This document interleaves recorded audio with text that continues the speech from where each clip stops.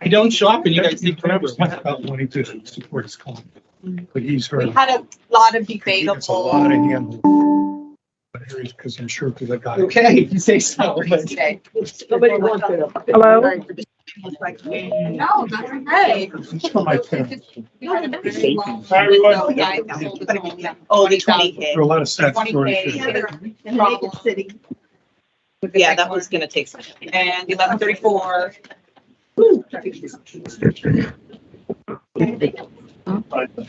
Contract. In my face. I put my note. Can't tie Yeah. it. Hello? Get rid of it. Hello? Hello. Hi. There it should be everybody. Hello, everyone. Should be here. She's in her. Oh, wait, but I think you took my agenda. I'm sorry, it was so like that. I'm up to best here. You can leave the room. I'll go down here. No. Reading ID and pass. No, I was over You can both come and be quiet when I do that. No, Okay, you're this fine. is your. I got it.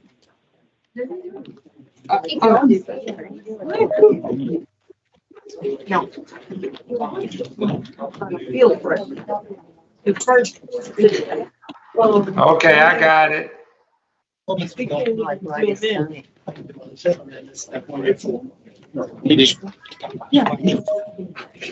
He's not here. He's not here.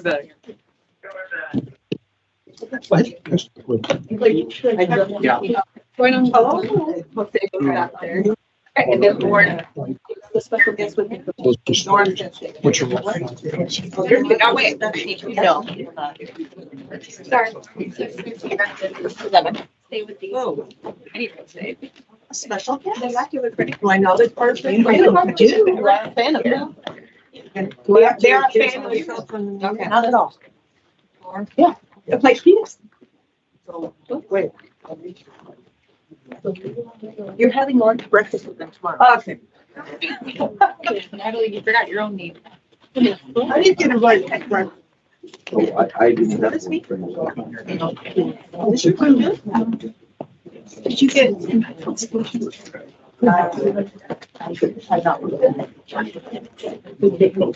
They don't need it tonight. I will upload it and put it on their team site. Just don't eat into the microphone. That this goes to the board. This is their updated community profile. If anyone will give everybody.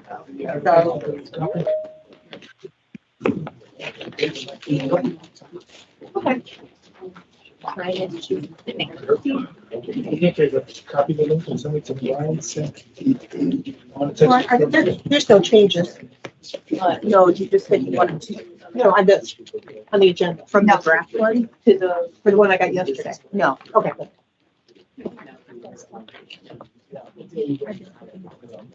Oh, okay. Got it. He has changed his mind. I'm lucky. Oh, no, are we all? I'll wait for you too. I can do that. Are we all settled down? Yes. I love you too. I know. Yeah, I know.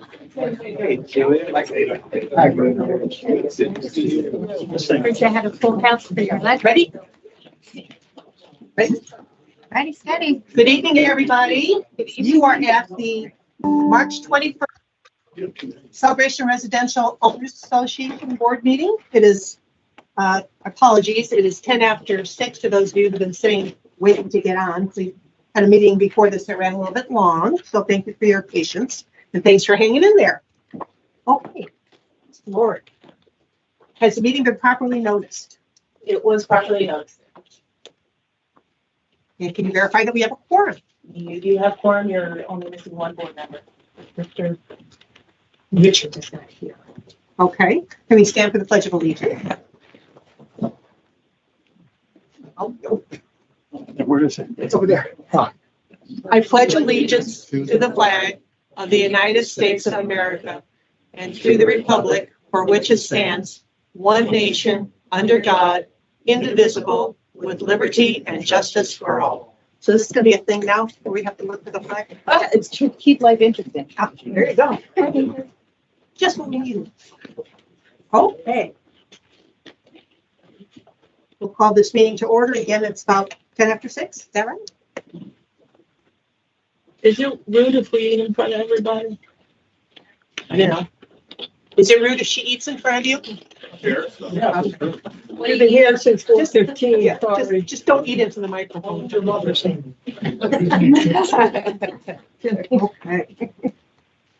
Okay, so looking at the sign-in sheets, it appears there's only two people that would like to speak. The first person that we have is Mr. Dunlap. Come on down. Good evening. Good evening. I am here representing the Democrats of Celebration, and we're asking, how do we go about trying to get a tree planted in some prominent location in memory of Pat Schroeder? Call you? Okay. Got it. Thank you. That was Yes, easy. sir. I'd like to add that this came up last night at the ARC meeting, that the garden club would like to put a number of trees in with memorials for various people. Some is people paying for the trees Right. because they want to memorialize somebody, others, but and some trees actually can go on CCDD land, which I understand they've already been approached by the garden club as well. So Okay, cool. just working out the details. Great idea. Thank you, Paul. Okay. Here's a name from out of the past. Brian Hensel is the next person who would like to speak. Boom. Brian Hi. Kissel, 708 Golf Park Road. Hello, everyone. First of all, I'd like to welcome the new board members. Thank you. And thank you all for your Is service. this like Windburn from there? That's what I thought. 2 days ago. Uh-huh. What I was hoping to request is during the finance session, would you please talk about the banking crisis just a little, and does it affect us at all? Now, I know sometimes the answer is that it was with CCMC, and maybe it is with Grand Manors, that they have a bond that protects. But does that bond protect all of the bank accounts of all the people? And is it of a size, could we have proportional exposure, and do we have banks at risk? I don't know anything. I'm asking a question.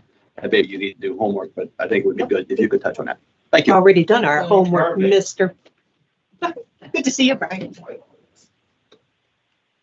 Okay, nobody else? Anybody? Any desire to talk? Anybody online? No? Okay. Moving right along. Do you have a motion to adopt the agenda? So moved. Jim and Celia. Any discussion?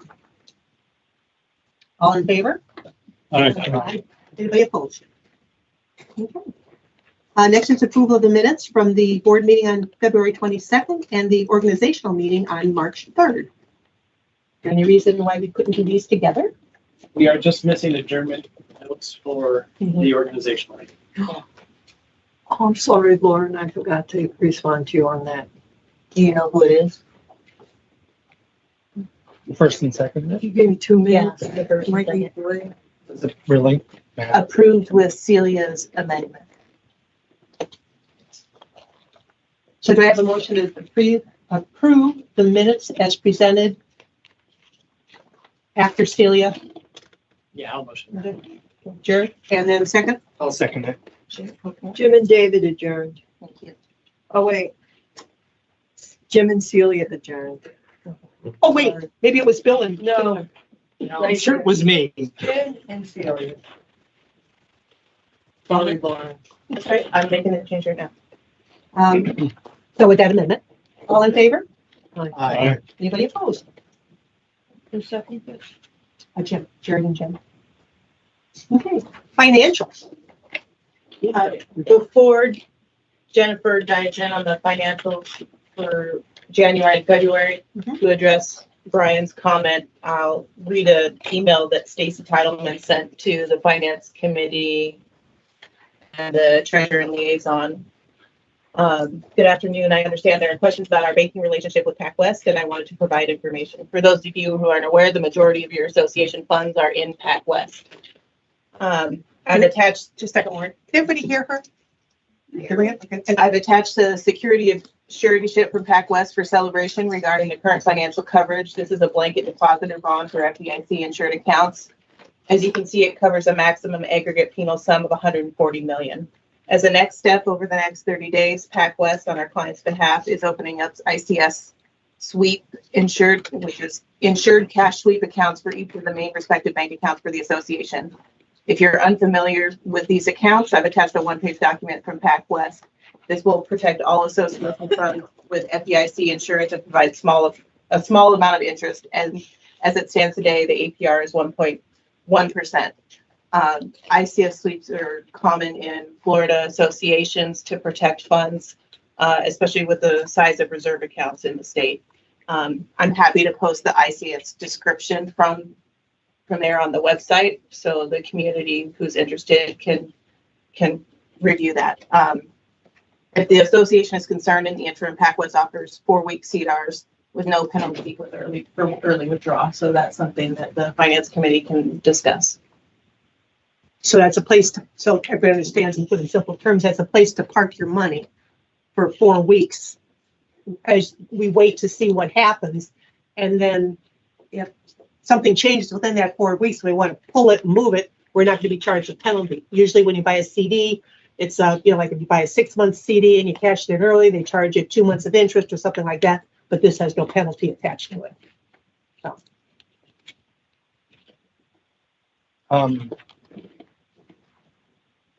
I have a question about the motion that we passed as a board last year for the finance committee. The investment motion. Yeah, It has not been carried out because it took a long time for us to try to find somebody who would invest in treasuries for an HOA. We reached a tripping point where initially the treasurer that was asked to supply a significant amount of personal information to the investing company to even make that happen. And it was my understanding that most of the board was uncomfortable in doing that. So the updated recommendation from the last finance committee was to invest capital improvement funds in CDRs.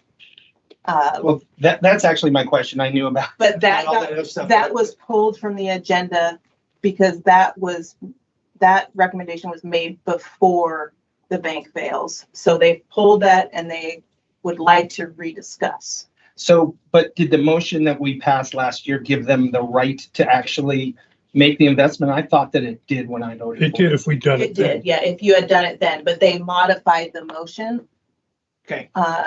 enough where I felt more comfortable bringing it back to the board for final approval. Thank you. First, we had difficulty finding anybody that Yeah. would take an HOA account. And we went to a number of different places. When we finally found someone, they worked very nicely with us, and they also gave us a reduced rate, asked for it, and they said, well, our fees for doing this will come down a little bit. But then they wanted a document from the Patriot Act, which asked for excessive amounts of personal information. Whoever signed it, I was not going to give them that kind of information. And I don't think anybody else was willing to give them that kind of information. Thank you. Appreciate it. Yeah. Thank you both. But then we came back to PAC, but when we can get CDs, at that point, I think the treasuries were 4.5. Now we can get CDs, I think 3.8 in the last 3 times, something like that. Yep. So So of course, every month we don't do it, we're losing money. Yeah. If we'd acted on the original one in November, we'd have made it maybe $40,000 by now. Yeah. So And of course, banks don't charge to deposit money like brokerage houses charge. Right. So Yeah, of course. it's probably almost a wash, I would think, Yeah. if you net it out. So and if with is, CDs, we can get out with a very modest fee if we have to sell it soon. so sooner. is our current charge to the finance committee, 2 things? Is it to continue to evaluate that, but also evaluate our banking relationship with PacWest? It's my understanding that your current finance committee chair would like to discuss the banking relationship with PacWest, but that's not, to my knowledge, that hasn't been discussed amongst the finance committee. It was just a phone call that he had called me to chat about it. Yeah, that's how I understand it as well. So both of those things are true, but they require finance committee action. And we don't have a meeting scheduled, but now we should.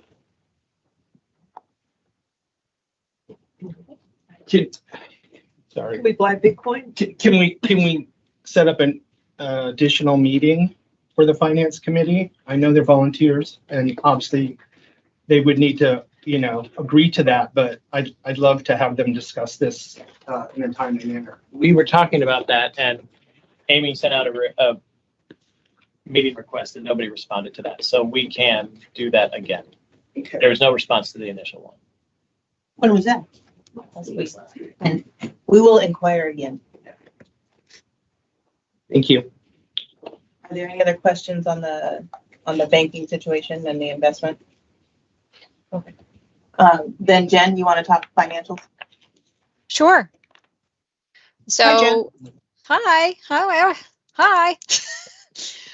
January was a great month, with the exception, unfortunately, of the large expense for the remediation of the 851 building. So we ended January with a deficit of $112,000. That invoice alone was almost 200. So otherwise, it was a really good month. February was also a very good month. We ended February with a surplus of $24,000. So we're working on paying off that deficit already. A couple good notes about February was we had some great income collected from covenant fees, and both Lakeside and Spring Park rentals were much better than expected. So that helped out a lot. On the expense side, we had some high water bills in Spring Park. I understand due to some new sod being laid down. K8 water was also high due to an irrigation leak that has since been rectified. Some prior year expenses were presented in February to be paid for some activities. So unfortunately, that they were presented after year-end close, so we did have to pay for those. And we had some expenses related to Island Village.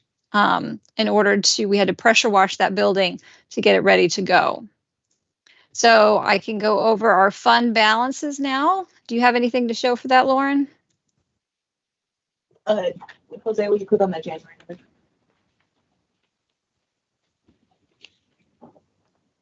I was just going to go over the February one since it's more recent. Oh, sorry. For the fund balances, yeah.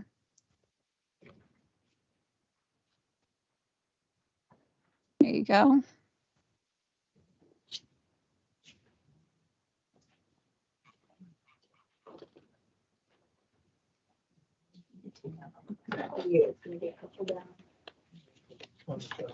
It's about page 18. Right there. There you go. Just go to the bottom of that. Right there. Nope. Keep going. Oh, yeah. Keep going. It's probably the next page. Keep going. You're almost there. There we go. There's our fund balances. So the operating is showing currently $878,000. The reserve is the deferred reserve fund balance line up there is $1.7 million, and capital improvement fund is currently $2.8 million. So those are our fund balances as of right now.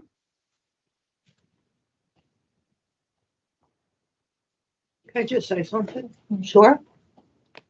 It's March, and that's our February financial. Brian, is that incredible? It is. No, I'm just saying, we're not waiting for, We're not 3 months we're behind. not 3 months behind, so thank you. Go, Jennifer. I have a Yeah. question. Mhm. There were a number of residents concerned with what was said at the meeting, I think last month, that we had a $700,000 shortfall last year. I first want to make sure that that was accurate and not misstated. And secondly, do we have any expectations of having shortfalls this year?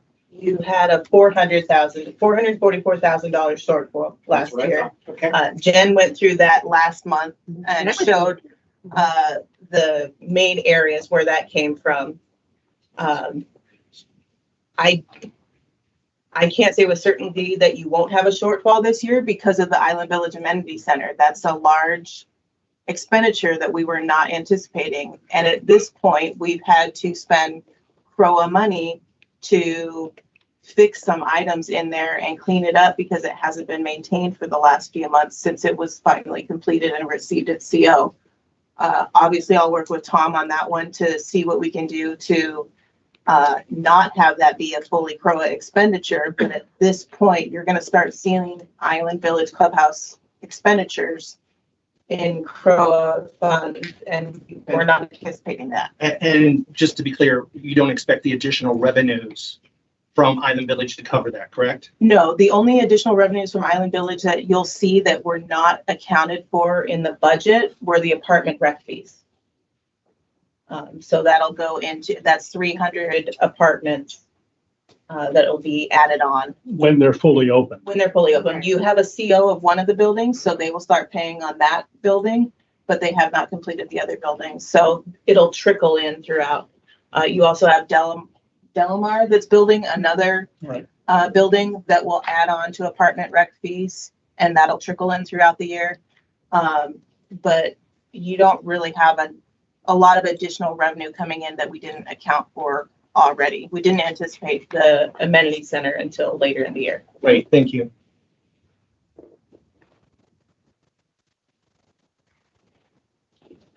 And then obviously the town hall remediation is an operating expense that was not budgeted. Correct. Okay. Was that paid, that was mostly paid last year. The remediation expenditure, the main chunk of the work was paid out of this year's budget in January. You had part of it paid in October, November of last year, and that was the work initially done right after Ian, and some of the prep work in December, but the most of the bills came out this year. And there'll be more to come. For fixing, yes. Anybody else have any questions for Jen or Lauren or? Yep. Okay. Moving on. Committee and partner updates. Committees. Anybody? You guys asked this, and you want to give updates? I'm happy to announce that there's 17 applications for the technology committee. Well, We have a lot of. yeah, I was gonna say, wait, hang on a minute. We have this many for our various committees, so that's a yay. And Lauren and I are gonna be working on a timeline process thing, so everybody's on the same page with how this is gonna flow this year, because we did have some comments last year about the way things were done, so we're gonna try to tweak it a little bit to make sure that it's more transparent and makes more sense. Yeah, one of the things that we're doing because of issues that we had last year and maybe before that, but I know last year, is we're having an orientation so that people know kind of the commitment that they're going to make, because we had, I think, at least a half a dozen over the committees that resigned like a week or 2 weeks in when they figured out Well, this isn't what I thought it was gonna be. Yeah, exactly. So I think that's a good thing. And because of that, instead of voting on anything tonight, we're going to vote next month. Yeah, we're gonna try not to rush through it. Okay. David? I think it was at our, I think it was our February board meeting, we voted on some revised clarification of committee roles and then specific committee, if you will, tasks or assignments or goals for 2023. And then, as you just said, we had the applications that were due last week, and they'll be reviewed in the next month. You'll come up with a timeline, but then we vote on them officially for new committee membership at the April board meeting, which is on a Thursday of that last week, as I recall. And all committee applicants will receive an email from me tomorrow with the universal charter and the individual committee charters. Which is what we just approved a month ago. What you just approved, so they can review them. And then And once we have proposed dates, and I'm looking at the first 2 weeks of April for those orientation meetings, then we'll send those out to the candidates to give them as much lead time as possible. I'm going to do a morning, midday, and an afternoon shift to try to accommodate everybody's schedules. And to be clear, you are the one that's doing the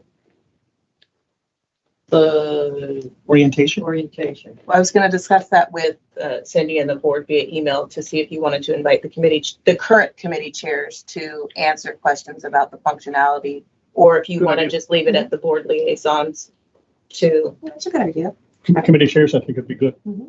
And board liaisons will be. Well, then we have to be, mention that, right? yeah, but then we'd have to notice it as a meeting. No, how are you? My initial what do you plan was to mean? do this, all in one, so any applicant for any committee could come to any one of these, so we could just answer generic questions. Because there are so many people that applied for multiple committees, then they'd be coming in for seven different orientations, which seems a bit excessive when I could answer all committee questions in one. That makes sense, but as we discussed before you made that decision, kind of can see why you made it.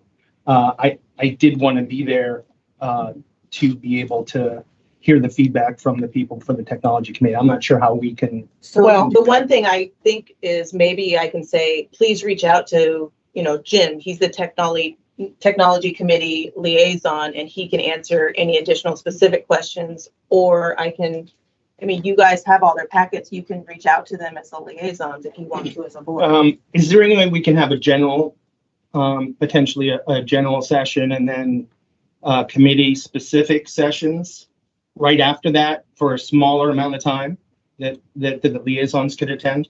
How about I come up with a couple of different proposals and we can finalize offline. Thank you. Well, and just so you know too, I've asked her to record them all.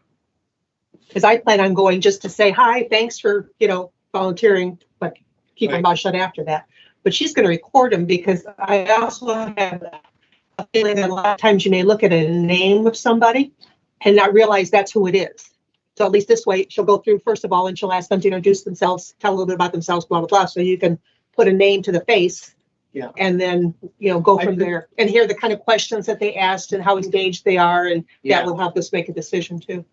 For me, I'd like to, if I can get a chance to meet the people that I haven't met before or that I don't know already, that would be helpful for me. And obviously, I'm particularly interested in the technology committee. So I'll come up with a couple of recommendations and scenarios and send those out. thank you. Just a comment on this section that we are in the agenda. Committee and partner updates. This came out of our board orientation meeting a month ago. And part of it is resurrecting something that was done years ago where each of the committees at some point, we have committees facing out and some new ones coming in, new folks. But very brief committee updates rather than at the end of the agenda or from the board liaison, ideally from the committee chairs. And then also folding in CDD and the Celebration Foundation for very brief updates before we get into our action items. So that's the intent here so that we can do that. And so we can all learn about what's going on in the community. I have a question. One of the ARC committee and the Covenants committee are very closely intertwined. And the documents actually call for them to meet periodically during the year, which hasn't been done for the last, I don't know how many years, and I don't know for what reason. So their resolutions this year say that they will meet in April and July and April, July, August, September, October, something like that. So there's going to be a regular schedule. Have we had an opportunity to pick a date for that meeting for April? No, because didn't we want to do it with the new? So the problem with doing it in April is you're not appointing the new committees until the 27th of April. So we can do it with the existing committees if they're willing to meet outside their already scheduled meetings. Otherwise, we can just bump it into mid-May. I think pros and cons to both, because at least the existing committee members know the issues that they were facing the last year, Well, and I and know can that make there's- some recommendations That might be and a then good maybe idea. carry that through. What do you think, Bill? I think before the new group is seated, because I know some work's been done on revising guidelines and stuff like that, at least. Some thoughts? We can't, I don't know and I've spoken with Vaughn at length, but I don't know if they're ready to present it yet to Covenant, so I could check on that and see, but. So this is a meeting once a quarter, correct? Is that Yeah, what once we're every doing? 4 months. Well, not quarterly. No, once every 4 months. Once every 4 months. And is it in addition to their meetings or does that It's a replace joint, that? it's a monthly? joint meeting between the two. And I don't think with the workload in both the committees, I don't think they could Right. combine it or. But I guess Yeah, I after, don't think- after the first meeting, we'll know how long they take, I I guess. mean, the and ARC maybe we can meetings shift- tend to run 3 hours, Yeah, well, sometimes a little longer. so did covenants. So, but yeah. So maybe we reach out to the chairs of the two committees right now and see what their thoughts and recommendations on it, and then we can schedule in April or schedule after. Because I know on the covenant side, they've been bubbling stuff up, for the last, would you say, Gary, 2 years? One of your chairs has Yeah. comment. Yeah, go ahead, Gary. Come on down. Excuse me. Gary Hutzpeth, Chairman of the Covenants Committee. We've already been proactive. For several years, we've submitted updates to the board, but we now have a large package that we sent to the chairman of ARC and our liaison, Cindy, as of early this month. We got a consensus at the end of February, and we have recommended changes to 3 design guidelines that are quite expensive after listening to over a year of various items that come up in front of covenants. So we don't want to delay. We want to have this meeting in April because we've already sent our documentation to ARC the first week of March. That's what I figured. So, Good input. if you would, please, we'll schedule that. So we have the chair of the special event committee here. Would she like to get up and speak? I think the idea is that they're prepared for it when they Yeah. come in, so this wouldn't be the time. Okay. But next, well, the month after. Next month. Okay, any other comments about the committees, questions, anything? Did you have a dog park meeting already, Jared? Yes, and finance committee. How'd it go? I have no update. Okay. CCDD. A couple things. One, I'd like to apologize for CCDD for not, if it was scheduled, for not realizing that we are conflicting with the budget workshop tonight. So I apologize for that if that was, if I was aware of that. I didn't think I was when we had the organizational meeting and set this date. Secondly, I want everyone to be aware that the CCD is looking into, it is not satisfied with the back end of Cella Service for their needs. And so they're looking into another platform. It's called GoGov.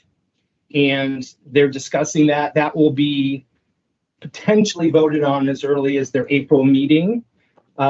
We have to decide as a board whether we're going to engage with them to try to have it still under one roof, so to speak. But, if you have thoughts about Cella Service, you might want to also take that to the CCDD meeting. Well, we're also hoping to get a workshop together sooner Yes. rather than later. Did you have, I saw, since that's what I've been doing for the last 2 days, it's going through email. Yeah. That Lauren asked both you and Jack McLaughlin if you had anything in particular that you wanted to add to the agenda. Did you respond? He I agree responded, with you. he responded this afternoon when I Oh, I asked the agree board. with you. Okay, all right. Yeah, because I'd seen that one before. Yeah. No, Jack and I have talked since the new board's been seated, and the biggest thing for them is this GoGov. I think there's 4 things on the agenda right now, but now we're trying to find a date. Yeah, I'm just waiting to get proposed dates from Angel, but if we want to try to speed up the process a little bit, we can propose some dates within their time, their notice margin that they have to meet. Yeah, I would, if possible, if it could be before their April meeting, I think that would be helpful. And when is that To the cause. date? It's usually the third Tuesday of the month. Probably. Okay, well, Okay. that is, yeah. Because we have to notice on my 14, calendar, I show up. we have to notice 14 days in advance. They only have to notice 7. Is that Yeah. correct? But they need a 10-day lead time to get out notice. So they need 10 days, not 10 days. 7. Okay, gotcha. But you have reached out to her and she still hasn't responded. She responded to me today with their proposed agenda items. I sent those But to not you a guys, date. but she did not supply suggested dates. I'll reach out to Jack and talk to him about it this week. Especially if you anticipate that they'll be voting on it at the end of the month. It would be nice if we were in the loop before then, so we. Yeah, exactly. Just to clarify, we spend about $9,800 a year. We just approved that for cell service. And my understanding, what they're looking at is double the price. It sure would be nice that we had our collective discussion before they vote on anything, because all of us are residents of CROA, members of CROA, and we're also taxpayers who pay CDD. So we may end up with two products, which may cost us 30 grand rather than under 10 because of some back end issues. But it'd be nice to clarify those before they vote. So rather than having them vote in April, we can kindly request that they wait to vote until discussion has been had, because these are our dollars, and why pay twice if we can do it once? Yeah, and just to be clear, they are looking to cooperate and collaborate with us on this. They're just, they were just dissatisfied. We tried to address everything that they talked about, but. Well, I will say there's one thing that, thanks to Jose, he did some additional legwork. The connectivity with the county GIS system, which would then be able to auto route the issues to the correct entity. Yeah. Is something that Cella Service is willing to work with us on. So that might, again, the front end of Cella Service is not as updated and fancy, for lack of a better term, as GoGov is, but it is functional at a lesser price. So that might be something to discuss. Right, and just to be clear, as a board, we have not heard any, I have not heard any, and I don't think anyone else has heard any negative feedback on the front end. Only positive. Our Island Village residents have not been added, that territory has not been added to Cella Service, but we are working on it. Yeah, that's the access issue, but I mean, in terms of the people who use it on a daily or weekly or monthly basis. Or irregular. I mean, it's pretty intuitive and user friendly. Yep. So I would just request that they delay a decision until more information comes in. Why rush? It also could be a topic for the. Precisely. Yeah, that's on the proposed agenda. That's why I was encouraging that to have push from our end. If you can get with Jeff, Jim, and push from your end. I will tell you, I've talked to multiple CCD board members separately, Sunshine Laws, and they're pretty focused on making decisions sooner rather than later, so. See if you can. Yeah. Thank you. Do I have a budget, entertainment budget? No. $25. Anything else, Jim? I'm sorry, can I interrupt? No, sorry. You done? Mm-hmm. Okay. Foundation. I spy with thy little eye. Kathleen Scipio. Thank you. I am Kathleen Scipio, the Executive Director of the Celebration Foundation. Thank you for adding us to the agenda for partnership update. I don't have to tell you my address, but if you were paying attention before when I came to meetings, you know where I live. So you didn't define brief, but I will give you a brief update. We hosted another community connections with CROA and the CCDD and the Celebration Foundation. It was the most well-attended. We had almost 30 participants. They can be new or established residents. They tend to go onto the new side. I will tell you this, at the Q&A portion, most people raised their hand to actually, and Celia can attest to this, as can Amy and Cindy, they thank us. They thank us for giving them information about how they can become involved. And they say it's long overdue. I also have a quick email from one of the attendees that summed it up. Her subject matter was, which caught my eye, becoming a volunteer. Good afternoon. First of all, Joe and myself would like to thank you and your associates for a wonderful, informative meeting on Celebration and all that it is. My husband and I moved to Celebration in October to Georgetown and very much want to be a part of this community. We would appreciate meeting with you at your convenience to discuss where Joe and myself might best fit as volunteers. We are so excited to be part of Celebration And we pinch ourselves each day knowing how lucky we are to have been able to move here. So I think that says it all.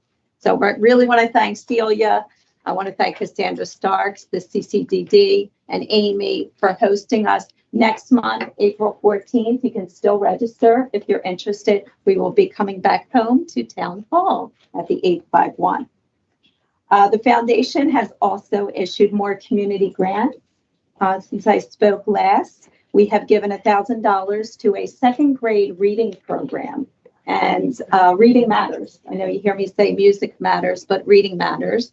And there's data to support that if you do not get onto the right reading level by third grade, everything else falls behind.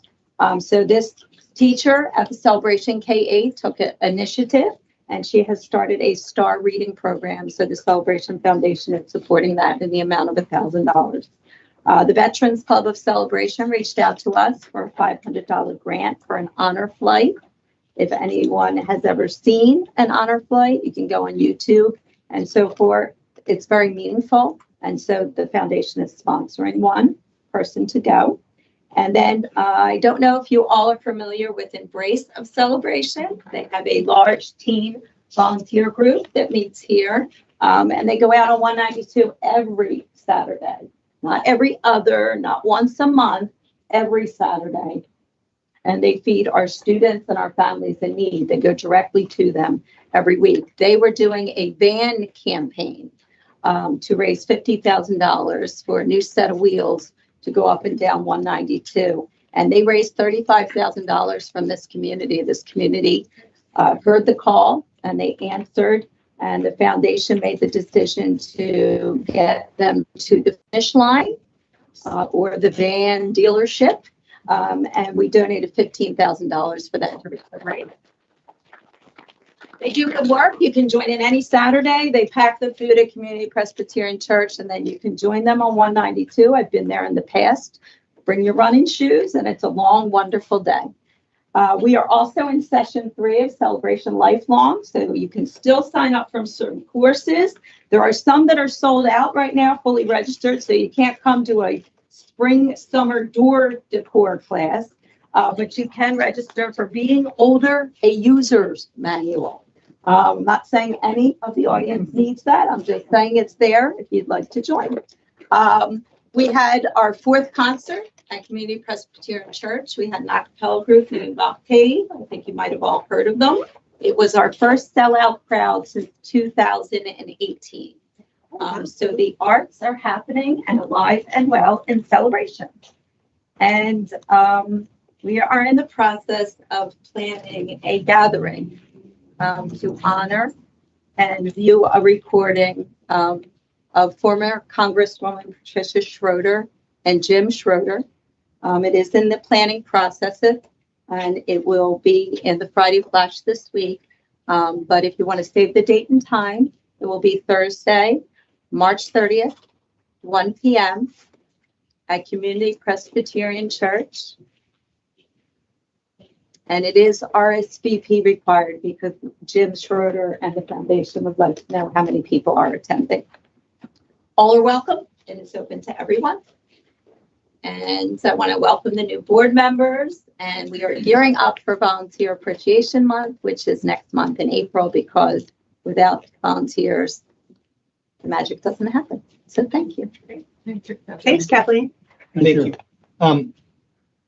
Celia has done a lot of work on this, and, but this was, I think, the original brainchild of David, and David pushed for years to try to make this happen. Thank you, David. Thanks, David. It actually came when we were interviewing 6 management companies, and I think 3 or 4 asked, "What do you do for new residents?" And it's like, not bad. PDF file on the website. Yeah. So it was, and then we just pulled it together and created something. So it was, and then Celia pushed it. Yeah, she says, "I want your seat," something like that. That's on the record now. Watch Thank you. that foundation seat. Thank you. You're doing great. But we have to give Amy all the credit. Oh, absolutely. Believe it or not. Big applause for Amy. All right. Well, it was a team effort. That's the point. Okay, so that's that. Moving on, we have going into our action items. So the first section is the consent agenda, which to those of you who may be joining us for the first time or not real familiar, the things on this agenda are either a routine nature or something that we're very familiar with that really doesn't need any discussion, that we can just move through and move on to the more complicated issues. So there are 8 items on this agenda. Do I have a motion to approve the consent agenda? So moved. Second, Can I just make a suggestion? Sure. I mean, we have residents online, we have residents sitting in the audience. We're approving 1 through 8, and they don't even know what we're approving. Can we quickly just say we're approving? It's on there. No, can the people online see it? Yes. Yeah, it's on Can team. the people in the audience see that? They have agenda. Okay, I just want to make sure everybody can see it. Yeah. Okay, good. Yeah, and all of these, it happens to be all 8 of these are from different reserve funds. So they're pretty routine. And the other thing for clarification is we've had the opportunity to review and look at the documentation underneath each of these, the hot links here. So the documentation's there and it's pretty clear. Okay, any other discussion? All righty, we have a motion from Jim, a second from Bill. Let's take the vote. All in favor? Aye. Anybody opposed? Unanimous. Okay. Next, we go into the ones where there's action required. So the first one is a renewal of a 1-year prime membership agreement by Larson Slayton in the amount of almost $6,000 that would come out of CROA operating funds. You want to explain more? This is your membership to be, you get a lower rate in your hourly rate after a certain number of hours. You get a certain number of filings included. Free stuff. Yes, you Some free stuff. basically lowering your hourly rate for the services provided by the law firm for CROA. Which is a 40% discount. Let me make a motion to approve that. And yeah, motion is set So- before you discuss. I'll second. So I'll make the motion to approve. I'll second. Second discussion.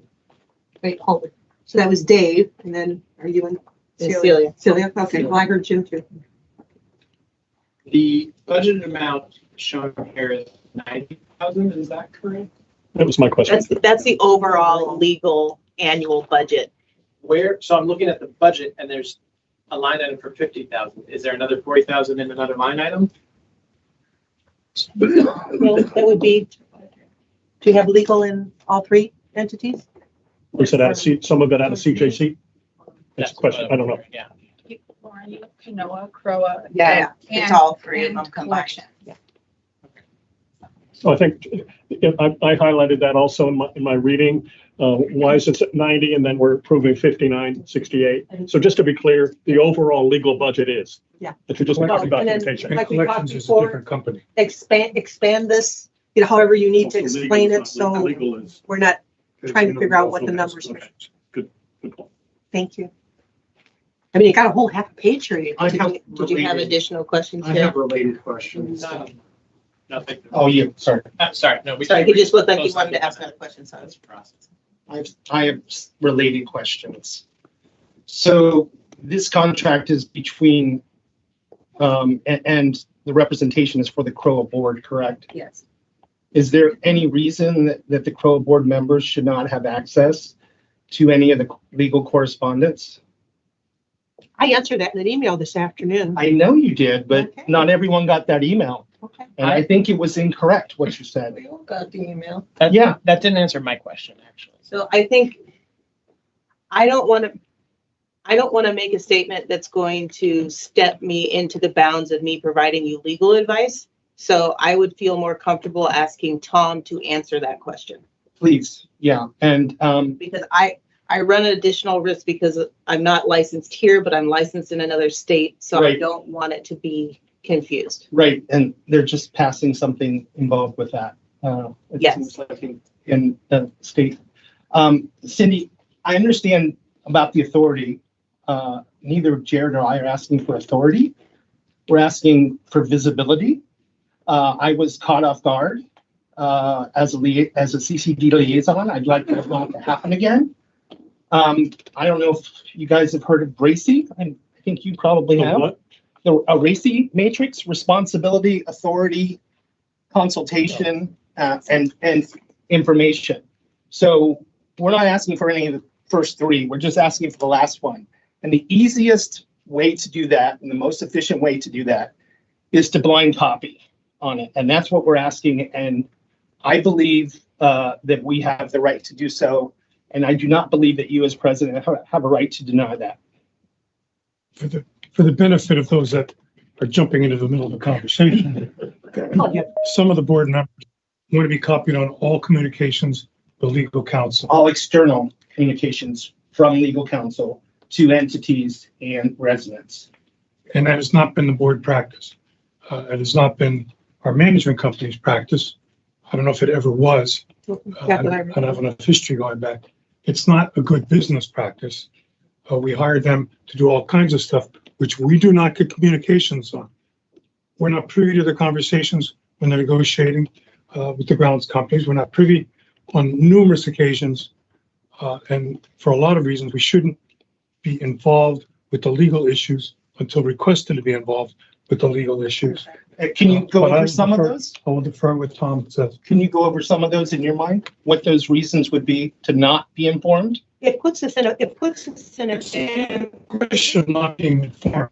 It's a question of delegating them to handle our Well, they are operations. delegated. That's authority, right? And that's responsibility. I'm not asking to be consulted, right? I'm asking to be informed. If you read my earlier email. I did. I read it thoroughly. But one at the very beginning, my concern is that there have been discussions amongst the board members that have ended up on the back porch, almost verbatim to our So conversation. you're concerned about a leak. You're not Well, concerned about. I'm just saying, you could read something and make a very innocent comment to somebody and not even think what that gets out. No. Especially I personally would set up an Outlook inbox rule, put them all in one folder, and I would be very aware that they were all legal issues that should not be discussed outside the board. If I have questions, I want to be able to come to either Lauren or Tom and be able to ask about them. Which happens in the executive session. If there's something that we need, there's stuff that's business as usual that, you don't need to be concerned about. And now that we're having meetings with Lauren, if you have concerns or questions about anything that's pending, you can ask. I'm sorry, was the CCD sending a legal letter to the CCD business as usual? There was a reason for that. I know there was a reason. Well, but it's not, again. But as the liaison, I did not know about it. I got a call because you were on vacation. I had a call from Greg and I had no background on it. Two things real quick. Please be cognizant of not speaking of any issues specifically, vendors, anything like that, because that can't happen here. So we have to make sure not to speak of any specific issues. But to the point of the disclosure, my request was our attorney speaks on behalf of the seven of us. And as one of the seven, I would like to know what he's saying on my behalf. I just want to know what's being said. I don't want to interfere with what he's speaking with Lauren. I don't need to know about that. I don't need to know any other things he's doing. I just want, as a person who is responsible and one of the seven that has a duty to ensure that he's acting on our behalf, I want to see that communication. He's acting on behalf of the association, Correct. not us. Not us. He's acting on behalf of the association, and he has the association's best interest in mind. And as a board of director, I would like to be included in that communication from Well, our attorney. We will listen. We are supposed to provide oversight to the management company and any vendor that we engage. We cannot have any oversight in that if it's secretive. So I don't think this is turning into a really No, productive we're gonna- conversation, so we're I gonna would ask suggest Tom. we wait until you get an opinion from Tom on things, and then you can discuss it further. Secretive is a loaded word. Well, it is. It implies concealment on purpose. Well, it is. We've decided, Cindy has decided as president that this board, Is this in the charter? I don't believe Decided so, with- well, has it's said within the that charter. all authority will be given to Lauren on the board's behalf on all legal matters, and that in doing so, you specifically said that I could not and Jared could not get a copy of any of that correspondence. I don't think you have the authority as president to do that. That's not how I read it, but we'll get a thing from Tom and then we'll move on. David? I want to add to what Bill said in terms of good management practice. To me, the real question that Lauren said at the beginning of this discussion was, let's get Tom's opinion. Because not just good management practice, which is appropriate, but what's appropriate from legal. I would actually, excuse me, sorry, deferring to Tom to get his legal opinion about what's good legal practice. I trust the legal authorities on legal matters. So Jim, just because it's his recommendation doesn't mean you have to follow it as a board, but I would prefer that I want to you hear wait that first. to have further discussion on the topic until I'd provides- actually like him to recuse himself from that and for us to get another opinion. So we have to hire another So we have to. attorney? Yeah, yes, we No. do. No. He's our He's our lawyer. Lauren is our executive director. If we can't, why? Why are we giving all the power and authority to a vendor? And a management company. He's our attorney. No, She's That's our what we hired him to executive do. director. And Not and give we're them not giving them authority. all. We're We're giving not them, giving them authority to do authority to do anything. We This is are, her we're giving job. them authority to do things without informing us. Jim, this is her job. She's not holding anything back. And Please don't talk down to me. I'm not I talking know, down to I you. know what her job is. I have a different opinion than you, Jim, okay? let me finish. Sorry. I'm not talking down to you. I'm talking out loud. Okay. Okay. She's our executive director. Tom Slayton is our attorney. If we can't trust that he's doing the right thing for us and she's doing the right thing for us, then why do we even have her here as our executive director? And why do we even have Tom Slayton?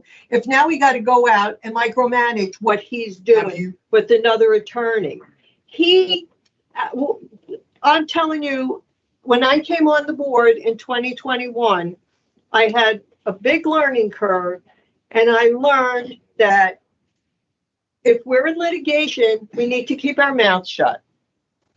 If we're in plenty litigations, and there's certain things that the board needs to be copied on, and there's maybe certain things that we're being protected from that we're not copied on. And when it's time to meet to discuss the litigations, we meet in an executive session that isn't recorded, that isn't noted anywhere. There are no notes, and it's private. It's within this room. So you know, when you walk out of this room, nothing leaves this room. I understand that. So if we start getting copied on everything, is that going to open us up when somebody wants a public record request? Is that going to open up now that? Well, she's getting copied on it now from Tom. But if the board isn't copied on it, does that leave us? If somebody makes mention of the existence of. I think You she can't- can't. you can't- I'm sorry. Answer the question, but I can't answer the question. Yeah, she can't. She knows the answer, she just can't. Right. So what we're asking is like, we have to go out and get another opinion of Have you, another lawyer? have you ever heard the phrase trust but verify? That's all we're asking. Then why are we even here? If we don't trust our attorney to do, why are we even paying I him? trust them. I trust Lauren I very trust well to Tom, do her job. And I But trust that doesn't Tom. mean I won't ask her about things and get explanations of why she's doing things. Right, and we should trust Tom. He knows when to copy us. There's I plenty do of trust him. times- I just want to verify what's being sent out. There's plenty of times Lauren will send us an email from Tom. You have done it in the past. And it clearly states in the email that it's from Tom Slayton on many things. Legal But opinions. legal opinion, what he thinks is right, but if we're in a litigation with a vendor, there should be no copying or questioning the litigation process that we're going through. Copying is not questioning. Yeah, I think that's the thing. That's the thing. So- It's like, you're saying we're gonna challenge that? Yes. We're not saying that we're gonna challenge it, We're right? not saying enough. We need to be informed. So Well, we are supposed to have oversight. let's get an opinion Let's get from an Tom. opinion. I will formulate the question, send it to you guys so you can say, make sure that it's asking the version of the question that you want. Mhm. And I will ask Tom to provide citations for you so you can see where he's getting his opinion from. Because I know that was an issue in some other opinion that he provided earlier for something else that we needed some citation and clarification. So Just to be clear, I'm not even questioning his citations or Yeah. where his stuff is coming from. I'm asking as a fiduciary to be informed in his statements to other entities, not to you, not to anyone else, Yeah. just to be informed as he asked. Yeah. Now, I know Cindy has appointed you as the only person who has any legal authority with our organization at this point. And that was a defined statement with no exceptions. So that is a new thing as of today. So I guess we are all going to you with legal questions then? No. What that says is that I can delegate the authority to Lauren to act on our behalf. For all legal matters affecting the association with no exceptions. Exactly. Now, Lauren isn't going to be going off half-cocked and doing all kind of stuff that is off the wall or illegal or any of that. I'm just gonna interrupt you for a second because no one suggested that. I We know, don't, but I'm just there's saying. no criticism of Lauren here. I- There's no criticism of Tom at all. And to conflate those issues is really being, Okay, I think we're, at this point, we've all said what we feel and think on the topic. And there've been a number of emails that have gone through about this, so I don't think we're making any productive headway here. So I'm just gonna suggest that we wrap up the conversation. I'll send an email to Tom and CC the whole board, so you all And cite receive, that passage. you all receive his communication back about what his opinion is. Thank you, Lauren. And make I'd sure like he to call the includes, question. make sure that there's no question to call. Yeah, we're Well, voting hang on Larson and Sleep. We're voting on the Oh, contract. but I'd like I to just call want the to say one question. thing. Make sure that he, in his opinion, he includes any pitfalls that there may be, should more is being shared than we have been shared in the past. Let's say that. Okay, so to include that as well, because that's important too. absolutely. All right. Okay, so we have a motion from David and a second from Celia to renew the contract with Larson and Associates, or Larson Slayton. Do I hear any more conversation? No? No. Okay, let's call a vote. All in favor? Aye. Anybody opposed? Okay. Number 2, approve Founder's Day related contracts. Could we separate the motion into two separate motions? I think that will achieve what I understand. I'll make a motion on item 2B, which is a Founder's Day related contract, which is Foreigner's Journey Band in the amount of $8,000. Okay. I'll second. David and Celia, any discussion? To approve it? To approve it. I'm sorry. Thank you. Okay. Sorry. I think it's a great find, whomever found it, and I think it's great, whoever's. So thank you. Journey. All right, any other discussion? Okay, all in favor? Aye. Aye. Anybody opposed? Okay, motion passes. So we're left with 2A. I'll make the motion to approve that. I'll second it. Sounds like fun. So we've got a motion by Jared, second by Jim. Is there any discussion? I think it's a lot of money. I don't disagree, but it is within budget for the event. And the overall spend is in budget for the event, so I don't want to overstep the budget of something that was planned. Okay, so I'll discuss it as being part of the special event as board liaison. $13,000. This isn't an anniversary year for celebration, like the 20th anniversary, the 25th anniversary, when we had this large expenditure. This $13,000 is for a laser show that I think even they are budgeted for it, but I would think I would want to take this $13,000 and offset the cost for food for the residents instead of spending $13,000 on a laser light show. We have the band, we have the entertainment, we have the parade Saturday, we have the ceremony at Founder's Park, we have the picture. But to spend $13,000 on just the light show, when Debbie, you want to get up and talk? Yes. Wasn't this on last month's agenda as a thing? We tabled it Yeah. until we got Yeah. further We asked the information. detail of the whole budget. Mhm. Okay, I'm on special events and. And this is Debbie Jackson. Yes, This is Debbie Sharon. Jackson. That's fine. You're correct, Jerry. We have budgeted this. Yes, about the food and everything, but in the past, we have paid for your food or whatever. We've never had a problem with that. I don't understand where we are getting attacked for every time we try to plan an event that somebody's coming and saying, you know, take this away or whatever. You have to understand, prices have gone up. And why we are nickel and diming this, the community wants these events. Period. We've already moved it to Lakeside to save money on a stage, whatever. I don't understand why we're sitting here saying a laser show is this much or whatever. It's in our budget. But we can offset the cost of the food for the residents and not have the laser show. So I go back, think so there go was- back to a we had picnic. in I the think there past. was some discussion at the meeting about it. But we have in the past, we have charged the residents when we Right. used to have it downtown and we used to have the big events and whatever, and we had Four Rivers, and we found out we couldn't do that. But in the past, we have charged $5 here, $5 there. We haven't had a problem with that.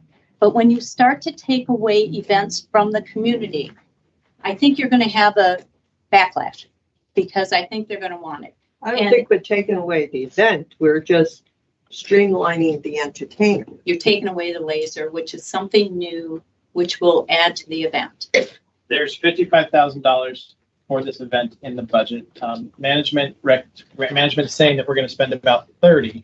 This is 21,000 of that. So there's still money in the budget for this. I don't think that's an unreasonable cost also. Well, that's a subjective statement. This is a typical cost for this type of event. So just for more context on that. There's money there. I think Liz has already came to me and she's already said, we can get this down and this price down and everything. So I think when you get up to the other events that are, and I think you're going to see that we are going to reduce on some of them, possibly. I think the committee will probably support that. But I think also when you get to like 4th of July, we should not even be involved in some of that 4th of July. So we're going to cut back. We're going to save money there. Oktoberfest, we might be saving money there. So I don't think we're out of line at all by approving this and by hopefully you guys approving it. If I'm just asking a question, was it pretty unanimous with the committee? Yes, it Okay. was. That's very That's a helpful. good question. That's The only question was when the food became, you know, what price was the food and where it was coming from. But I think we question that all the time. I think we just do to try to make it as Okay. economical for the people that are attending. Okay. But we have got it down to a reasonable price. Okay. So, Thank you. Yeah. That's very helpful. Thanks. Thanks, Debbie. So, did I understand you to say, Debbie, that down the road, you're going to be cutting costs? So say your budget is $100,000. Down the road, there'll be other events that are going to be streamlined a little bit, so you won't necessarily spend $100,000 at the end of the year? I really foresee if the board approves what, well, if I'm still chair, you know, it depends on what the committee approves. But if the board approves some of the things that I have in my head as where we can cut back a little bit, because it's a reputation, you know, we're just repeating an event that Lexington is having. There's no reason to compete with Right. that. So I think that's where you're going to gain the money back. So you're looking at not spending, Exactly. contrary to your original companies, we have the money in the budget, we're Very gonna spend it. happy in the end, except we could always enhance it. Well, only because, we all know this is gonna be a very tough year. So I want people to understand that just because you have the money in the budget doesn't necessarily that you're gonna spend all the money that you're allotted for this year. And I think if you look at what we have spent so far, I think you'll look at the events. I think it's pretty streamlined. Okay, good, thank you. I have a separate question for management on this one, based on the documentation. If I may read from the documentation. Lasers may start fires. Risks of burns and wounds if a person puts their body parts into the beam. May pose a problem for animals, etc. That's the same language that's in your fireworks contract for the 4th of July. It is. Yes. I asked the same question. That's boilerplate language. I understand that's boilerplate, but is there anything more you can say to allay some concerns from a board, or at least one board member? Well, my question is about termination. Lasers have to end somewhere. They can't just shoot off into the sky and they can't shoot at people. So is there, I haven't read all of this. Do they address the termination of lasers and where they stop?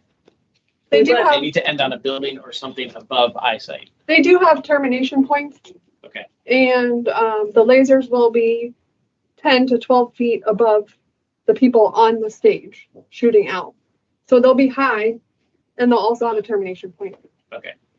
So lasers are up there, they're not held by people. No, they're on Just to be trusses. clear, just to be very, very clear how this works. They're on 10 to 12 foot trusses. Okay. Can I call for the vote? You sure can. Everybody's done Thank you. discussing? Thank you, Liz. You're welcome. Okay. Got a motion by Jared, second by Jim. All in favor? Aye. Anybody opposed? Okay. Next. Motion to approve landscaping work in Homestead Muse in Island Village. So along with the amenity center, you were also deeded the Muse at the very entrance of Island Village. They are in bad shape and they need to be brought up to community standards. There's broken irrigation, there's a whole bunch of other issues. And rather than waiting to fight this out on the back end, our thought is that we address the issue and make it look like it should in Celebration, and then So make the motion to later. approve. With the understanding, we're gonna try to get recourse back from the developer. I'll second. Oh, yes. So who made the motion? I made the motion, Jared seconded. So to clarify, We did not, we don't own it yet, or we do? we do own it. So unlike the townhomes, we were not given the opportunity to inspect the amenity center, and we were not aware that the Muse were coming with the amenity center. Oh, so when we had to accept on February 1st, This was to have part it of the, open March 1st, this is part of that? this is part of the forced So they are acceptance. it's actually part of our ownership as of February 1st. Yes, Got it. And it was turned over with damage and broken things. it's all dead. So this is specifically a specific project to repair it and get it to a place where it can just be maintained. Yes, And to maintain, or just to get No. it there? to get it there. You'll see an additional contract coming up for maintenance. Okay. In April. And we're hoping to recoup, as Bill said, recoup whatever of this we can. Yes. So as part of this motion, it actually says by Exquisite Lawn Care. Can I ask Brian to come up front, and introduce yourself? Are you going to cross-examine them?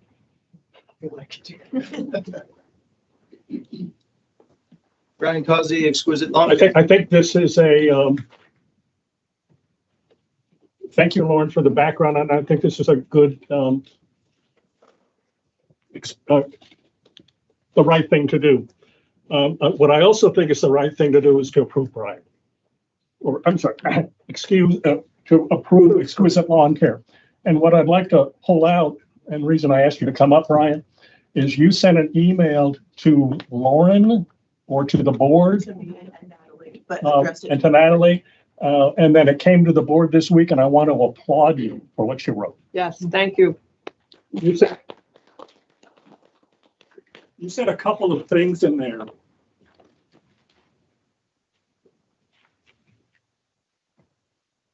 Let me finish. That you want to be of service to our community, and that you're going to turn down some projects that you could otherwise bid on, so you can continue, pardon me, but you're doing good work. Thank you. And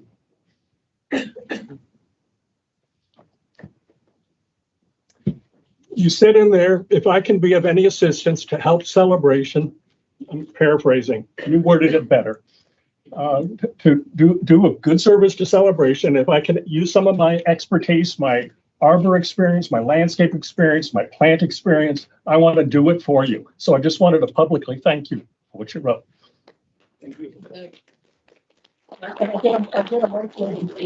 Because it's nice to have a quality vendor who also knows his business and also cares. So thank you. That's right. Rare. Thanks. Very rare. So the short of that is that he was asked to bid on a project. He declined because he knew at this point in time, he didn't have the staff to do it correctly. And rather than bid and get the bid and not do the job that he wants to do, he passed and said, don't forget about me. I'm going to spend this time gearing up and, but just right now, I don't feel I can take on anything else, so. Which even more means you're the right one to do that job. And to be clear, he was not the only one asked to bid that project. It was Right. bid in a normal Right. standard RFP process. But maybe in a less emotional way, I think you're the right person and your company's the right group to do this fix for the entrance to Island Village. So I call the That's question. Okay. All righty. So all in favor? Aye. Anybody opposed? So Okay. David and Jared. I'll do no more talking tonight. Not. Next, motion to approve the one-year service agreement by Apex Security and Convention Services. So we've been using Apex at Lakeside, and they go from there to the CCFC and to Heritage Hall. We've had some bumps with them, but overall, they're much better than your previous vendor. We'll continue to work with them. They've been a good partner and in our events as well. This agreement is a 5% increase over your last year agreement, and that's mainly because of their increased prices due to gas and all. So it was just budgeted at last year's prices? Yeah. Okay. We weren't expecting, they did not tell us that they were gonna do a full 5% increase. But they came back to us this month with that. Do I have a motion to? Motion to approve. And then a question. I'll second. I have two questions. Bill first. Lauren, are you comfortable with the security reports you get? In other words, they give you incident reports and all that kind of stuff. All right, I guess they go to, They talk to Nikki. So we actually have a tracking system. So I actually get an email, and I'm looking at the website right now. It tells me all the checkpoints that they hit. So on average, they hit 30 checkpoints a night between the hours of 5 p.m. to midnight. So they'll report any incidents. If there's any kids that are like showing aggressive behavior or whatnot, they'll notify it. And there's actually like a report that'll tell you what the time frames are popular. So like look out for more incidents occurring at the PM shift instead of AM and whatnot. do they have any interface with the camera systems? In other words, can they see? No. No, okay. So the two questions I have is, because I know we've talked about this, I think with 4th of July or sometime, and maybe when we were looking at this as a vendor a year ago, the sheriff, off-duty sheriffs and off-duty Florida Highway Patrol. In other words, costs of other options. And I know those would be armed people, and these are not armed, correct? So the current. Those are questions. Yeah, the current off-duty rate for the sheriff's department when they do the one-off events for us is a minimum of $70 an hour with a 3-hour minimum or a 2-hour minimum, 3-hour minimum, sorry. It's very rare that we actually get somebody at the $70 So they an have to hour step rate. up, they have to volunteer. So we have to bump up the price offer to and $90 sometimes to even get somebody to take the overtime to come here.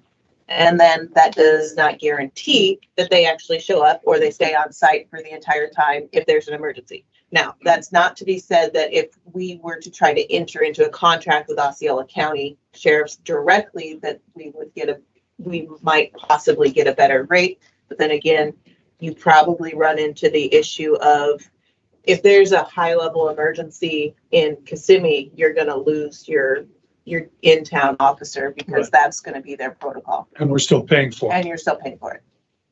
Can you speak to what we agreed upon in the organization? So at the org meeting, you did agree to discuss engaging in a three-way cost share between Lexington CBD and CROA on the weekends with a sheriff deputy downtown. That might allow you to pull back on your security hours and save you some money. But it's too early to tell. It's part of the workshop that you guys are going to discuss. At the other tripping point that you guys have is Lakeside is private property. So there's some issues with inviting onto private property with the sheriff that, again, will have to be discussed at that workshop. So if we were to move forward with something with the sheriff, like that discussion, this contract does allow us to pull back. We have a termination clause in every contract. Well, does it mean termination, or can we just, we can scale You back? can scale down, yes. Okay, Good question. okay, that's helpful. We also scale up in these Okay. numbers as a scale up in the summer during Christmas and New Year's and the night of graduation. Got it. That's built into this. Yes, that's built into this number. And I think I raised this at the organizational meeting, and I'm not looking for any more than a yes or no specifics, but is there planning going on so that we don't have quite the incidents we had last year at graduation? This scaling up and additional staffing things have already been discussed. Don't tell me what you're doing. Just what you're doing. We're gonna be out patrolling that. Yeah, me now. and Lauren. Where you going? Jared? Yeah, we got a David Ness. In your, The Jared's nets, yeah, Ness, we're gonna have David's nets. Ness. Yeah, yeah. You got these fluorescent Any vests. more and- questions? Any more discussion? Okay, all in favor? Anybody opposed? Okay. Next, motion to approve remediation at Heritage Hall by Dry Metric. So when we were doing wiring in Heritage to mount the TV in there and to do some of the digital signage outside like you have at Lakeside now and that you have in here, we discovered what appears to be something growing up there. So we brought out an expert and there's some remediation and drying and cleaning work that needs to be done up there. This does not include the rebuild. This is just the initial. This is the initial, yeah. Okay. Potentially you could tap into reserves for a rebuild, potentially, depending on the scope, but this would be an operating expense and actually expected one. Do I have a motion to that effect? So moved. Jim, and second? Second. Celia? Any more discussion? Yeah, just a discussion on this, just in the write-up on the description page. I thought that was a very, very helpful write-up, and then the documentation was very helpful. So thank you for that detail. I put a red check mark by it. It's like this is the sort of thing that I like to see that helps make a decision easy. So thank you. Other questions, concerns? No? Okay, all in favor? Anybody opposed? That was unanimous. Fee waivers. I move to accept the fee waivers. Is there a second? I'll second. Okay, I have a question. So looking at this, numbers 2, 3, 4, and 5 still owe us money. Is that correct? Defer to Amy, because that's her department.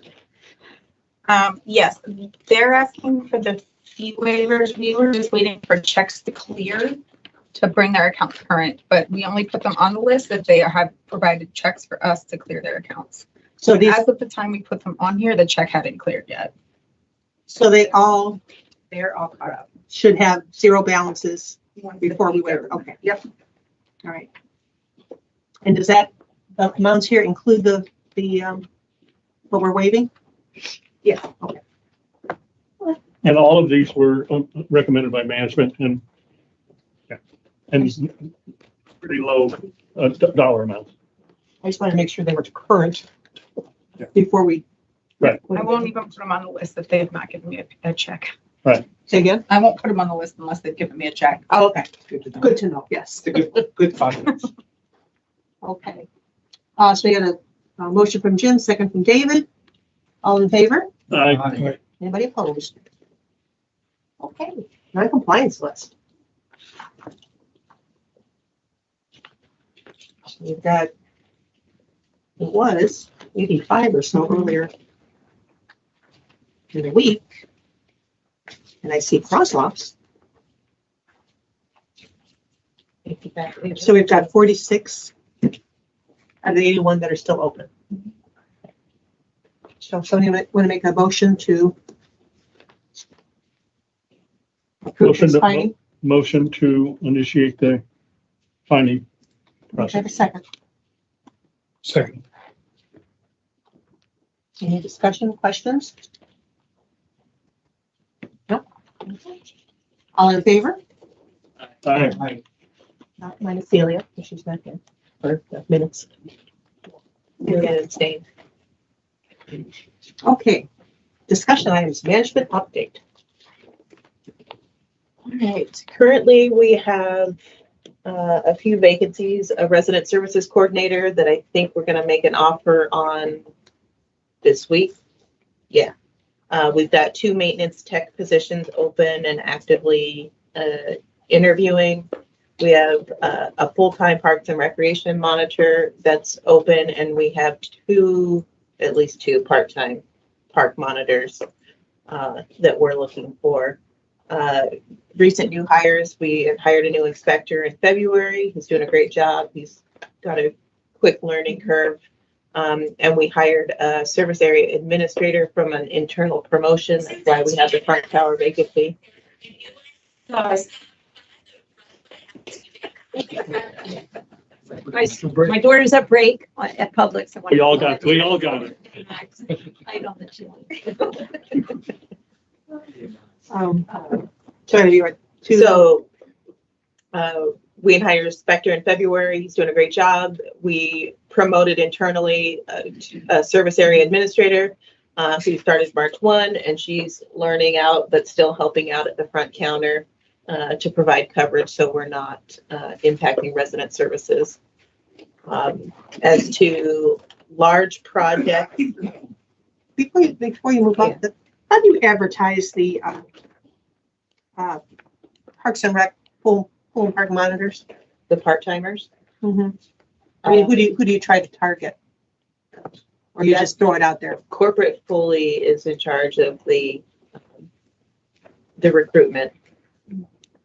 Because and I don't know if this is still the case, but often I see them and they're younger people. Yeah. I just wondered if, maybe a young retiree wouldn't be a better choice or someone to consider, who's just looking for something to do a couple nights a week or, a couple hours or something like that. And that's how the program, when we first started doing it, that's who they targeted. People that lived in town, people who retired, people who just wanted to get out about at night, and, well, the other thing that these positions are used heavily for is events as well. So the expectation is that they work events. And then the expectation for the back office team, they work major events and that they volunteer for a couple of the minor events throughout the year.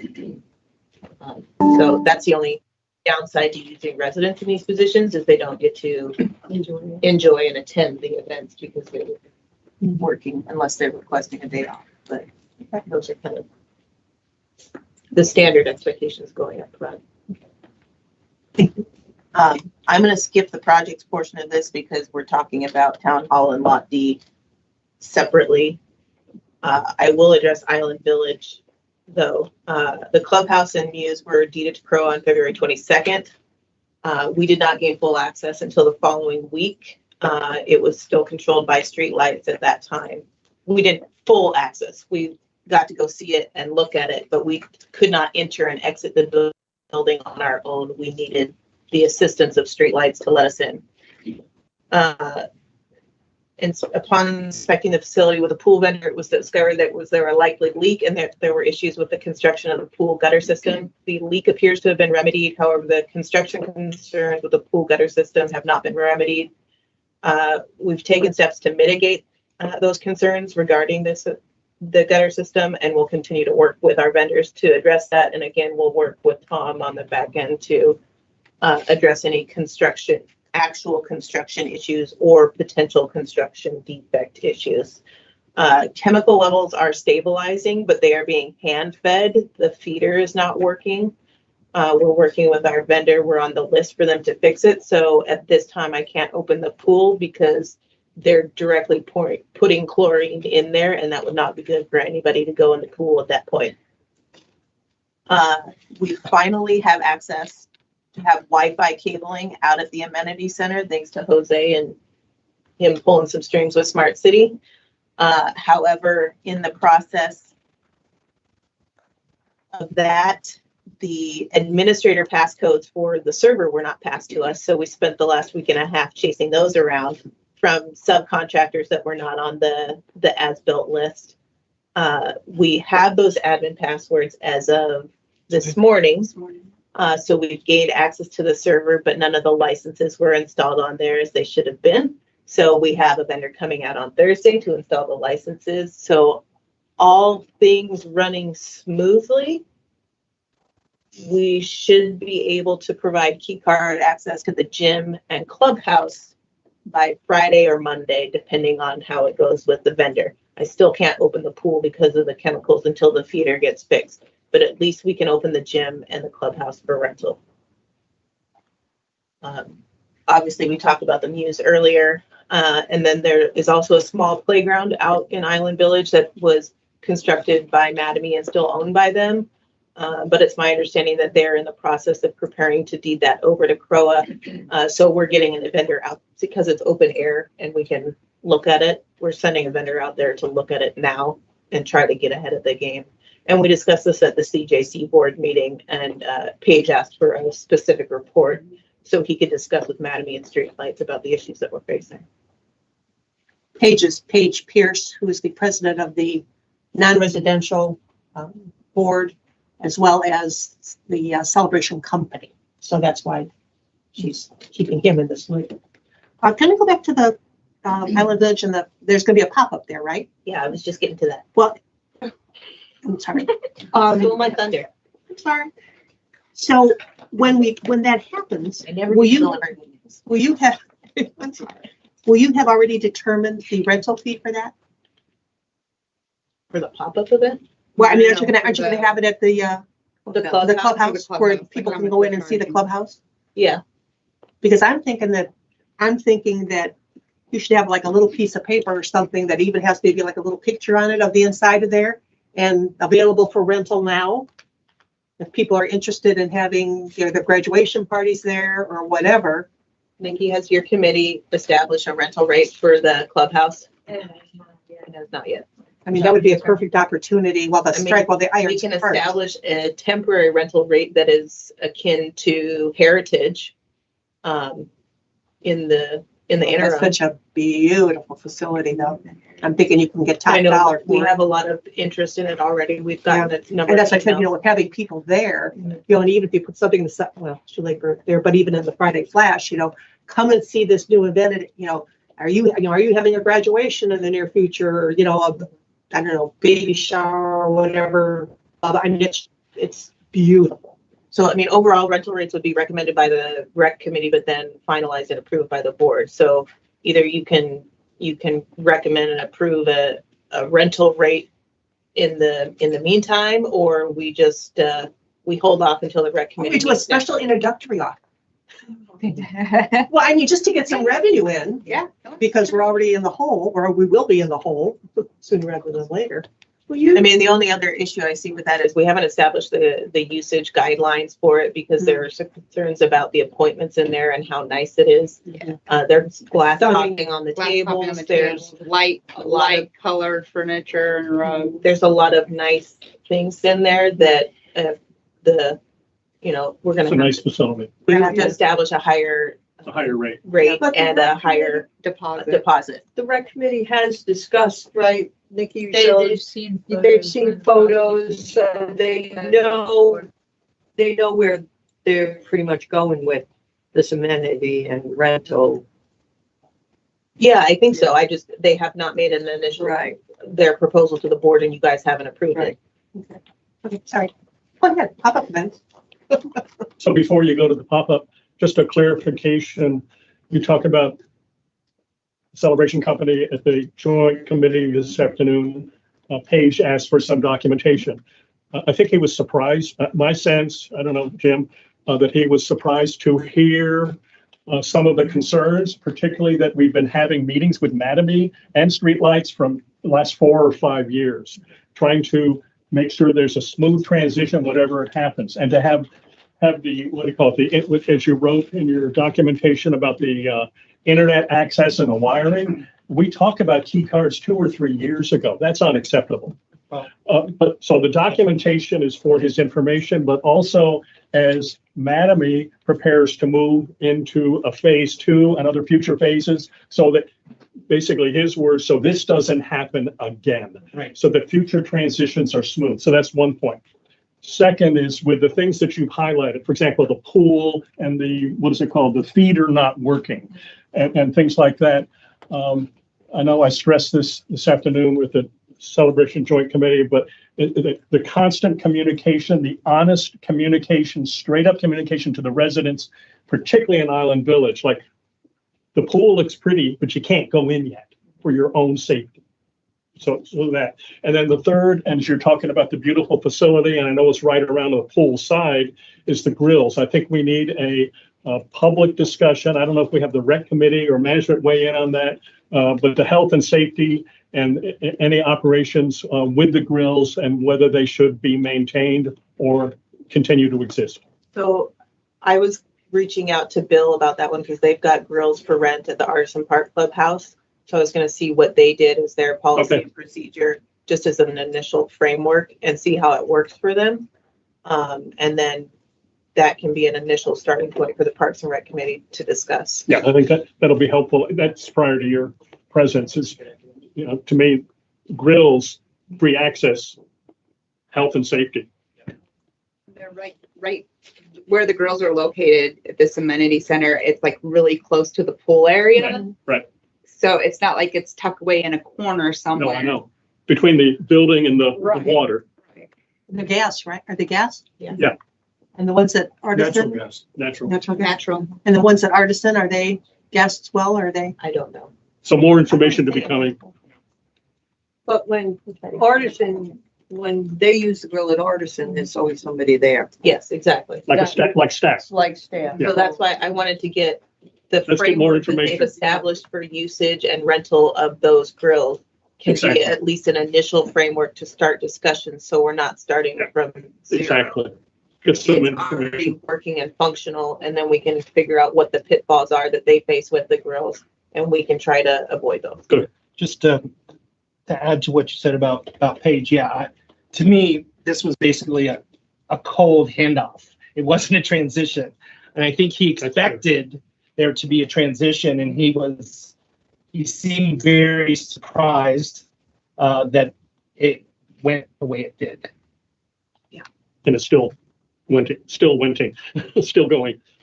Yes. Continue. But thank you for all of your, as you stressed today, it's a lot of last minute trying to squeeze everything in so you can get it open. I mean, your intent is let's get it open for the residents. And I will thank Jose for working miracles on the tech side and the Wi-Fi side. So he's been moving mountains. And the thing with Smart City is a decision that was made early on by him and you, which is for us to focus on one vendor, and then you can ask for those favors like you did, right? So that being said about the Island Village Amenity Center, we are opening it on Friday, March 24th for the spring pop-up. Such fun news. What's It's a the, pop-up event, what's yes. the time and what's the location? From 4 to 6 p.m. on Friday, March 24th at Island Village Amenity Center. We will have some beverages, some late refreshments, some music. People can view the beautiful clubhouse, and our staff will be there. The garden club will be there selling annuals, so like spring flower theme. And brought to you by Scanica Realty. Yeah. Oh yeah, it should be a nice afternoon. And the pool will be stanchioned off. How strict are they on plants now? Hmm? How strict is ARC on planting plants? Like in the front of houses and stuff? They used to be very, As far as I know, they're still strict, so don't even think about it. well, but that's what I'm saying. If all these people. We're already on the register. We're gonna be watching. Oh, no, I got my own curry. No, but I'm just thinking if we're selling all these plants, people are gonna assume they can go and stick them in their front yards, then maybe not. Well, they can put them in pots and Yeah. then. Yeah, in their porches. Well, we gotta let them know that. There's a whole design guideline with the food plants. There's a lot of choices. I can have some coffees there and hand them with the plant. Maybe wrong, but for 14 years, I've been under the impression that you can install annuals anytime you want without ARC approval, but you cannot go from annuals to a perennial or to turf or anything else without ARC approval. I'll go with Gary. Take that Whatever into Gary says, that's consideration official. when you're selling Yes. plants. Because we don't want any unhappy customers. All right, moving on to community standards. The Covenants team has been busy. They've done 373 initial inspections, 746 re-inspections, 90 resale inspections, 60 ARC inspections, and 129 anonymous complaint inspections. Over what time period? The last month. Just one, okay. So the process for that, can you just lay out the process for that for people that aren't aware of how that can be done? The anonymous complaint, Yes. you can email us at townhall@sarahmail.com, or you can submit one on the SarahNet portal, resident portal, if you have access to it. If you don't have access, call or email Amy and she will help you get set up. We still need a lot of our residents to log on and sign up there. Yeah. We even get it on cell service. You can even call us if you want and talk to a community standards staff member and tell them an issue that you're seeing in the community, and they'll go out and inspect it. Or put it on cell service, even people can do that. Thank you. The ARC coordinator is working on standard processing. 126 applications were processed, 104 were approved online, 22 were disapproved online, 9 were approved at a meeting, and 1 was not approved at a meeting. So she's processing through those quickly. I know it's not always the quickest process for individuals who supply their ARC application, but please feel free to reach out and to Rosie or to Natalie D about where your application stands in the line, and they'll walk you through it. And if something's taking longer than it should take, then they'll try to push it through. Resident services, community connections keeps moving forward. It's doing a great job. New resident onboarding will be held the first week of April and will open to all residents. This is more of a GM focused version of talking about covenants, ARC, how to sign up for the resident portal, how to get your CROA ID, what are the benefits of those things, and asking any questions of your management team. The logo store is rolling out new merchandise in the beginning of April, so you can look for that. Operations, there were sales service submittals for the town hall team. There were 93 total submitted. 70% of those have been completed. 14% are in progress, 12% are received, and 4% are submitted. There's a whole list in the packet of completed projects. Brian and his team have been moving, although they have been focused recently on the Island Village pool house. That's a question. Yes, ma'am. So there's been some chatter in the porches about like whose bright idea was it to close all the parks at the same time? I'm sure that wasn't an intentional thing. Can you give some explanation as to how that happened? So the spring park and the Long Meadow playgrounds have taken longer than expected due to county permitting issues. And those have been closed. They expected to have the permits back weeks ago and they still haven't gotten them. That's why they started deconstruction of the playgrounds, anticipating that to be done at the same time as they receive the permit so that they can just start reconstruction. But And that's a new process too, right? You didn't have to get permits before. Probably the last time they were renovated, you didn't need to get permits, but now you do. Did I understand that? Yes. Okay. So that's the one tripping point for those two playgrounds. The East Village playground, again, was the tree that was discussed at the last board meeting. Which was diseased. And also damaging the church and needed to come out so it didn't get knocked over in a storm. Safety issues with the roots. And safety issues with the roots and kids tripping over them. So I know we are looking for shade structure fixes for the East Village playground so we can address the concerns of losing the shade from the tree. A new tree will be planted outside of the fence line and a tree whose roots will not negatively impact the fencing in the playground. I believe that's what Brian said last meeting.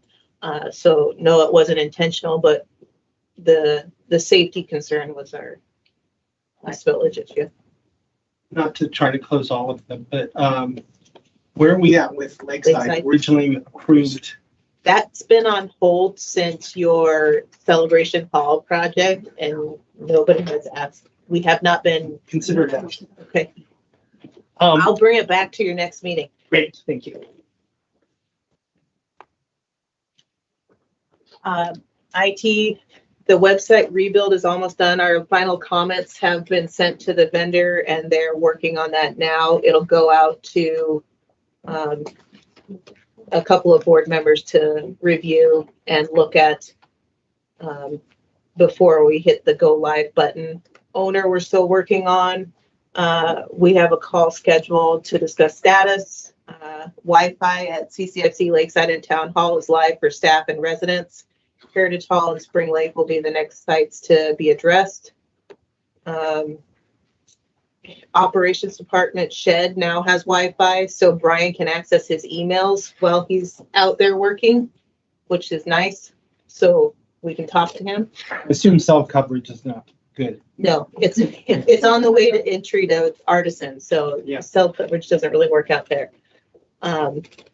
Video conferencing, we're researching different alternatives for this room, but it's kind of on the back burner right now because of the work to be done in Town Hall and where that project heads. Obviously, we talked about cell service earlier. You have digital signage now at Lakeside. If you haven't seen it, go take a look. It's really nice. It mirrors what's it's in the breezeway. By the Jones Road, I guess. Haven't seen it. That's awesome. Yeah, it's from the outside. Can I ask a question, Lauren? You mentioned there's no Wi-Fi service by where Brian's maintenance is? There was not before. Oh my God, we didn't even have us approving that in They didn't- 2021. They didn't have internet out there. Whoa. So yes, that has been approved in rectified, so he and 2021. his guys can receive their emails, text messages quicker, better when they're at the shop, and we can point them in the right direction in a more timely manner. Parks and Rec, Celebration Soccer begins at the end of March. We're partnering with the foundation and a resident to offer a community-wide CPR training on April 15th. So look out for that and sign up if you're interested. For events, the Porch and Yard Sale was March 4th. There were 57 virtual mat participants and 45 tables. There were some concerns about the lack of physical signage. That was part of a discussion at a couple of meetings of whether it was as effective because the staff spent 2 days putting out the signs and inevitably they were picked up and moved throughout that 2-day process. And we lost a significant number of signs. I think you started out with 300 and Nikki, you're down to It's probably half of it. half of that because they just keep getting taken and moved. But to offset that, we did signage out on 192 and a lot more promotion. We paid for additional promotions on social media as well to try to kick up the foot traffic. You've got Kids Night Out, the Dog Park Anniversary event, and Summer Breakout coming up for them as well. Jim, did you have a Parks and Rec question?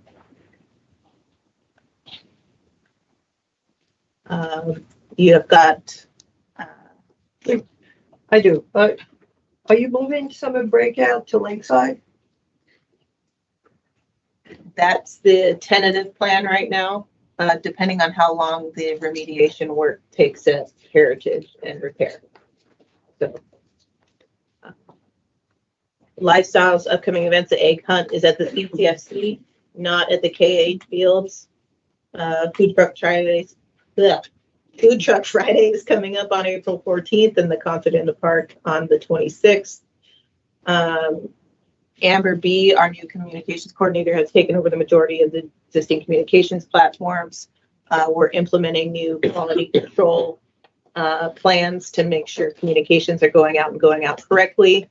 And new communication channels are in the works coming out in April. You'll see the Monday Matters, which is pulling the business notifications out of the Friday Flash and putting them into a separate notification. So residents will be able to subscribe to both or one or the other or neither. It's just an attempt to highlight the business operations side so it doesn't get lost in the long stream of the Friday Flash and leave the Friday Flash to what it was originally intended to be and just notifying of Parks and Rec and lifestyle events in the community. The service area quarterly meetings have all been completed and some of the reserve projects have started. Pretty much it for management. So, I'm sorry, are we not going to do any project updates? No, they're next. They're next. Oh, right. I had a quick question. Yes, sir. Where is Penny Royal Passive Park? Oh, I was wondering that. Where is Penny Royal? Nobody seems to know. You want to describe it? Brian, you want to? Oh, Shadows at Penny Royal. Okay. All the community back there. You're all here for Penny Royal, so. Turn left before, Start again, Brian, I'm sorry. if you go all the way down Celebration Avenue, turn left before the bridge at the Artisan. Yep. You're gonna come across Blaze and Damask parks, which are very small passive parks. Yep. Then the larger park that you'll come to is just a grass field that separates the houses from the road. That's Penny Royal Park. And the right hand is going to be on the right-hand side. Left-hand side. After the bridge? Make a left before the bridge. Make a left before the No, bridge. not that bridge. The bridge where Old Blush changes to Oak Shadows. Go straight onto Oak Shadows. Yep. And then it's the So first one. past your house. Yep. And then past Damask. Yeah, yep. And then the next one. First park on your left, yep. Yeah, I'm acquainted obviously with Damask and Blaze pretty well. It has like a round bench around the tree that's like built around the tree. It's wood and needs replaced. Take a picture. You I'm haven't sure noticed that- it because it's not very special. But we want to make it very special. Good, because those people in the back are giving us the eye. Could you get to the other projects? Yes, I'm going to run to the next project. So the town hall, the engineering bids have come back. We're interviewing the two candidates tomorrow not tomorrow. Thursday, sorry. Keep thinking it's the other day. Interviewing two on Thursday morning. Then we can propose a vendor to go with for the destructive testing and the reporting. Once they're done with that, then you can move into the construction bid phase and bid for construction. Do we have a timeline on when we'll get at least a general idea of the costs? July-ish. Yeah. Maybe sooner, depending on how they, because numbers may come sooner than documentation, but ideally no later than July. Yeah, so the engineering companies the two engineering companies that we're interviewing can mobilize in a week or two in terms of getting out here and starting the process. And I think one of the two that we're interviewing said they could provide some soft numbers as part of their initial report before it went out to bid, but you won't have true construction bids back until July. Thank you.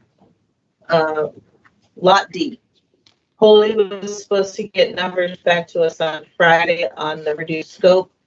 They requested an extension late on Friday because one of their subcontractors was having an issue and that didn't allow them the time to come back to us. So hopefully we have that this week.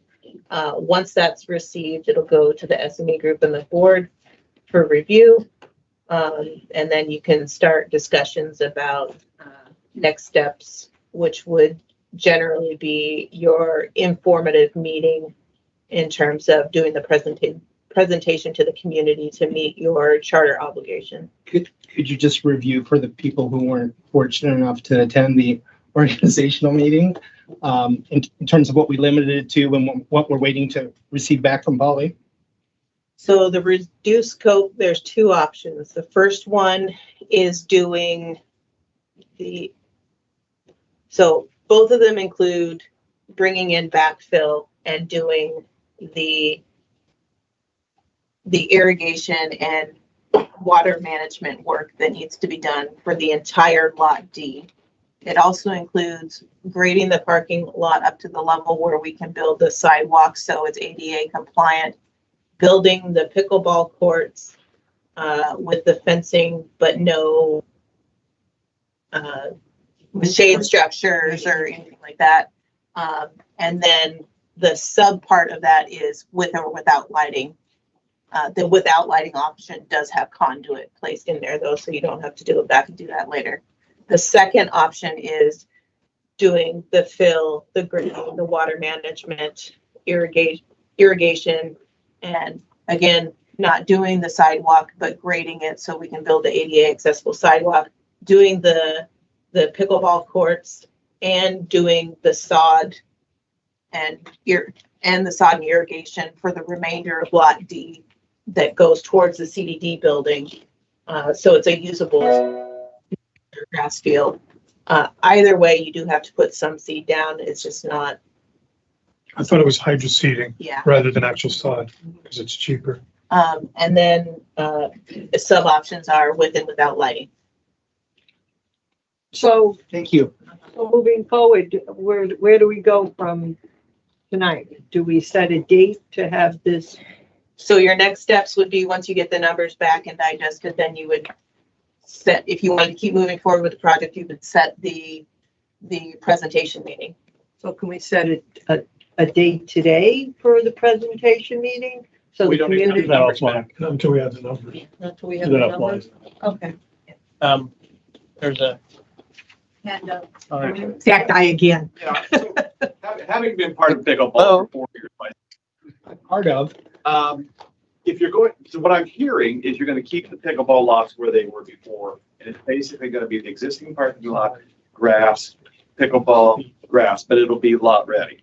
One of the criticisms I think you're getting, so I'm talking pure politics here, is fields B and C. And when we looked at B and C, I think, or 1 and 2, to get the numbers, I think you can fix those. Back then, we thought for maybe 125,000. If you're going to bring somebody out to fix irrigation, maybe you consider fixing those 2 soccer fields for irrigation also, so that it's seen as a victory across all of Lot D. But they also said that they weren't going to guarantee that was going to work when they It's were. not going to be guaranteed where you're doing Lot D either. I guarantee it's going to make it better, but I'm trying to see it. Yeah. I'm just trying to say there may be a political angle to give a lot more people drier land, which would be a victory since you're saving so much money on some of the other changes. And you can ignore this if you want, but I wanted to give you something to think about. I think the problem is that we'd have to go back and redo the bid. We're going to supplements and everything. Or supplement? I'm not sure I think that's a little outside. I don't know. what we already asked them to do. Yeah, it is. That'd be my concern. So just to clarify, Lauren, what you said, a lot of it was backfill and irrigation. So to do anything with that land, other than just leave it as is, requires backfill and irrigation Yeah, there's and significant, leveling, the whole, I mean, there's mobilization costs and then backfill and leveling and the drainage, water management issues Yeah. are a significant cost of the project, no matter what. whatever you're out gonna do. there. whatever, You're talking, when you say significant, you're talking about several $100,000. Yes. Okay. just to do that. Well, exactly, because there's, again, people that are saying, yeah, well, why don't you just put tennis courts there? Well, Or a nice skating rink. yeah, or you know, whatever you do, it's gonna cost several $100,000 to put a basketball court there, which you would think would be cheap, you know, asphalt, things, boom, done. You have But the you same still base have to- cost. Yeah, you still have to pay to have it all leveled and do whatever, so. And you've got a resident online with their hand up if you want to recognize them. Sure, we're not at a hard stop anymore, but. Steve Mouse. I hope I do hope we can get back to an intended stop of a 2-hour meeting. Oh, yeah, but it's only 5 hours. Hello. Hi. This is Stephen Malsky. I'm a new homeowner, maybe around 6 months ago. I'm in Spring Lake. I have not had the opportunity to attend any of the meetings in person. I'm on some of the Facebook pages, particularly Back Porch, and there have been a lot of discussions, opinions being given about pickleball and the cost. And I don't know, I'm sure I don't have all of the information, but I'm wondering about budget. I'm wondering about how much this is going to cost Celebration. I'm wondering if any feasibility studies have been done. I'm sure that's part of the engineers that you're looking at, but has anybody considered congestion, traffic, how this is going to impact Celebration above and beyond, but not necessarily more important than how this is going to affect our HOA prices and budget? From what I've read so far, this sounds like between a $1 to $2 million project all in. And, from what I read, it sounds like we don't have the money. So I'd like to hear your thoughts on that. Okay, That's why we have the informational meeting coming up. right. There will be an informational meeting when we have the construction numbers and you get all the details. I would say that the Back Porch Facebook is not necessarily the most reliable source for this kind of information. We are trying internally to keep to a goal of $1 million. And by doing that, we're also cutting out some of the optional things that we can do to at least get 8 courts built. There's a lot of information. If you go into the board package, there's a link where you can get some of the history of pickleball by clicking on here, and you get to the section on pickleball. But there's a lot of information out there. There's a lot of history, and there's traffic and congestion. It's not being built close to anything except the other sports areas. So We're looking at the land behind the library back there on the way to the field, so it shouldn't have that much of an impact on the traffic in town. I don't suspect there'll be lines of cars, lined up to play pickleball, so. just the crowds going to the library. Just the crowds going to the library, exactly. But we've been working, how many Okay. years have you been talking about 3 or this, 4. David? 3 or 4. 3 or 4 years, so they've looked at it, But the exact From history every is probably time. like 10 or 12 years. yeah. And to what David said Okay. All initially, right. there's going to be an informational meeting specifically about all of the questions that you asked, Mhm. with a date that Right. we still have not. But thank you and Okay, welcome to the well- community. Well, thank you very much. So far, we're in love with it. One Well, other question. Come to a meeting in person, you'll love it more. So far, we really do love it. Just one more Good. question, and then I'll let you all go. Is there going to be, I guess down the road, a valid and comprehensive community vote on whether this is something that we should spend our money on. The board will follow the requirements in the charter. Part of the charter requires that the board open up a explanatory meeting to the community, explain the cost of the project, the process that they've gone through with the project, other funding sources that were looked at for the project, and the path proposed for moving forward. And the operating costs. And the operating costs.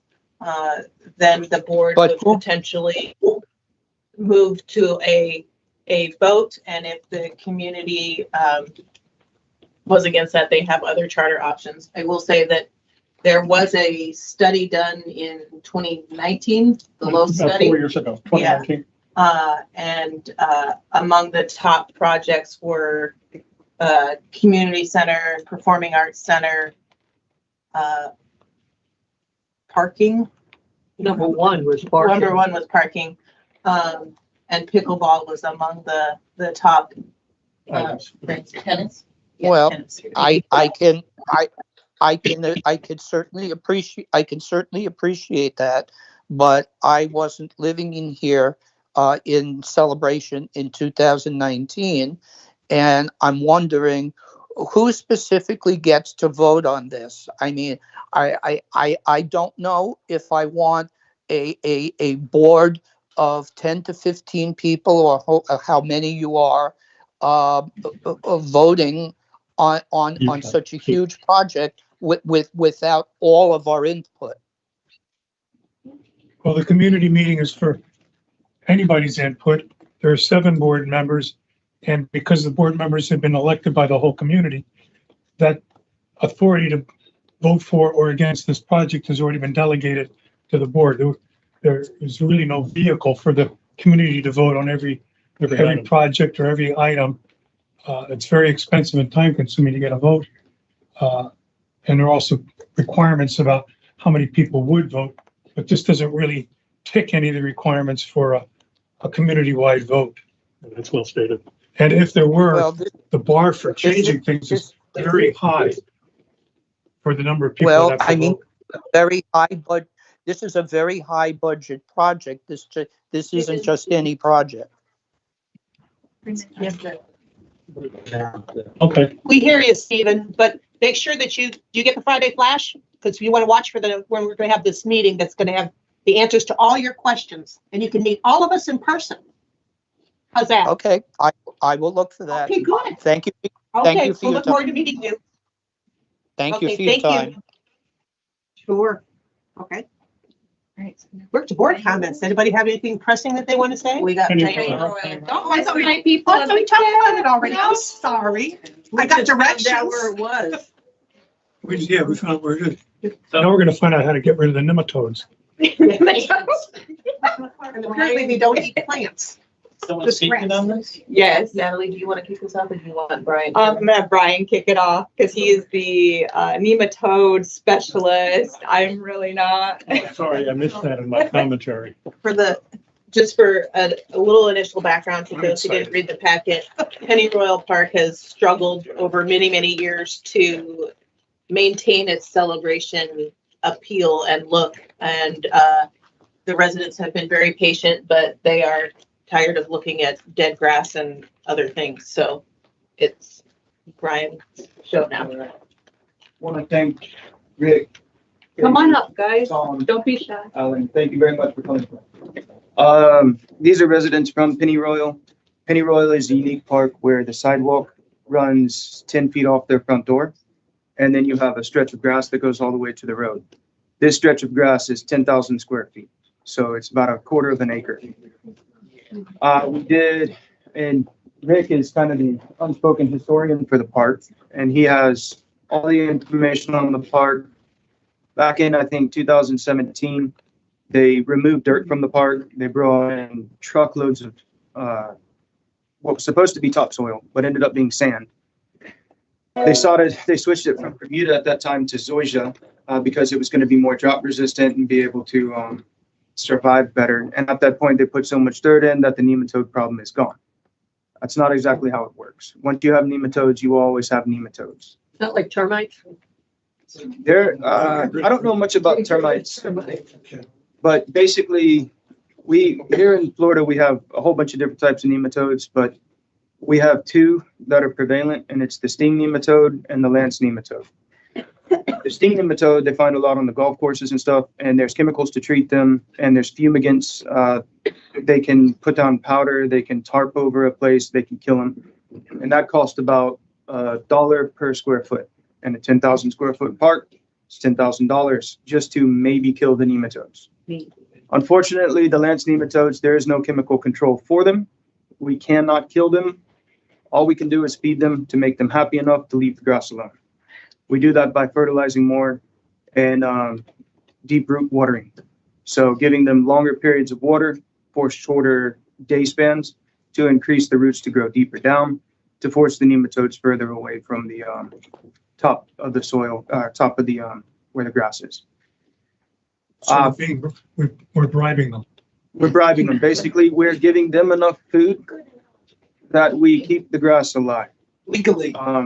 Yeah. The problem is if you step in the soil and you track it, guess what happens? You track it home with you or somewhere else? Other parks, their yards. Can we just cement it? So We're getting there. We want to. We so want you to. identified some of that in the packet. Yeah, we have. And the toughest grass to use against nematodes is St. Augustine. It's not because St. Augustine has a bigger blade or anything like that. It's because it has a bigger root system than the other grasses. So there's more for them to feed on without damaging what's up top. Very simply, that's the nematode portion of it. We can't kill them. We have to live with them. The homeowners that are in this area have nematodes in their yards. CCDD has nematodes in their easement, and those are both St. Augustine. St. Augustine looks great because you can just treat it with over-fertilization.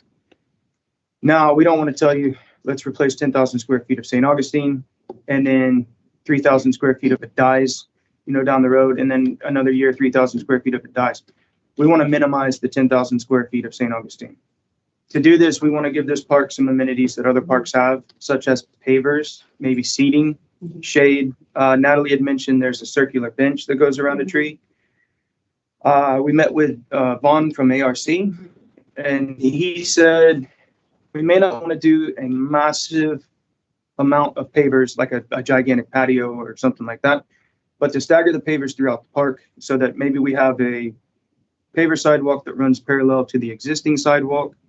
And in between the paver sidewalk and the existing sidewalk, we remove all of the turf and we have ground cover plantings through there that would provide more color. Another downside to this park is they have Viburnum suspensum, Viburnum awabuki, and firebush. Those are the three plants in this park.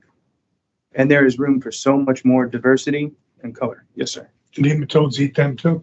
They will. They'll attack trees. They'll attack plants. But the lance nematodes, we'll do research on that just to make sure what we're planting isn't as susceptible. But the firebush, they're thriving.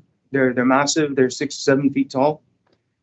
The Viburnum suspensum that's there could be replaced because Viburnum suspensum is plagued with fungal diseases, so it's weak anyway. But the awabuki is doing great. And they call that one mirror leaf. So we have a couple of ideas. We're fortunate, very fortunate to have Tom. And Tom has a background in architecture. And we think that Tom is willing to help us with designing. Yes, Tom? Excuse me. So we to put his head down. we're also fortunate. We have this group of people back here that lives in the park, and they want to take a part of this. They want to take a hand in this because they live there. They look out their front door. So we want to take, month, 2 months, work with them, develop a plan that Give like an ABC option. ABC option, like we did with East Village Park, and then a plan that just kind of upholds celebration. They have some ugly flagstone in front of their house that doesn't line up with the lead ups to the house. want to replace it, and the pavers we use through there, the Celebration Red Brick, so it fits in the whole theming of the community. Using plants that are on the ARC guidelines, that'll bring in color through there. And then pest control is going to be a big part of it. I think we can handle the extra fertilizations and everything that's in the current budget, so I don't think we need to. So when you say we, you mean you? Exquisite, yes. Okay. So this is part of your contract right now. Correct. So in the documentation, whoever wrote the one-page summary, I don't know if it was you or somewhere else, but it says the residents of Pennyroyal Park and Exquisite Lawn Care are requesting help of CROA to refurbish this park. And so what you've just said, there's a lot of different moving parts here, but I think engaging the residents, engaging your expertise, getting ARC approval as appropriate, and coming up with some options, and there may be add-on costs. I guess I would ask for a sense of the board of whether we support this. I mean, I think this is great that we move forward expeditiously and make this a show place. Great. I mean, that's one person's point of view. They've had problems with this for what, 15, 16 years? Let's get, we got the right person here. We got committed residents. Let's move forward. Okay. Well, That's my opinion. I mean, Thank you, David. do we need to vote? I don't know if we need to vote, but our sense of the Make board. sure that there's a. Let's do this. Vote on the numbers, right? Yeah, come But up yeah, with we options. If definitely want something's you gonna to- cost goes beyond your budget, let's talk about it. Okay. I mean, just have some dreams in there and then some practicality, and or maybe it's phased over 1, 2, 3 years. I mean, move it. Let's get this right. Thank you, Thank Brian. you very much. Thanks, Brian. Those are my closing comments for director comments. Okay. Can I make the comment? Thank you, Brian. Board Brian, comments. thank you. Thank you. Pennyroyal, thank you. We will get you. Thank you. Thanks for coming Thank you. and sitting through this And long waiting meeting. the whole time. Yeah. I think they each deserve, if I may, a cookie. Yeah, we want to put that in. No, I'm sorry. Taken away from us. Love that we voted for you. So, Celia, just moving forward. Yes, ma'am. I think tonight we did really well as a board of, well, 6, Charles. Board of 7. Board of 7, 1 7, yeah.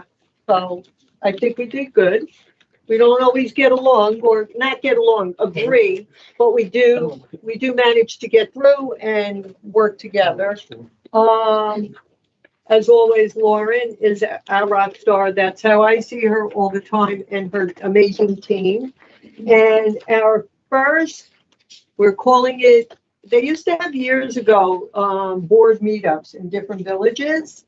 Well, we decided as a board that we're going to call it Village Talk. So I think it's almost monthly. We're going to meet in different villages as a board.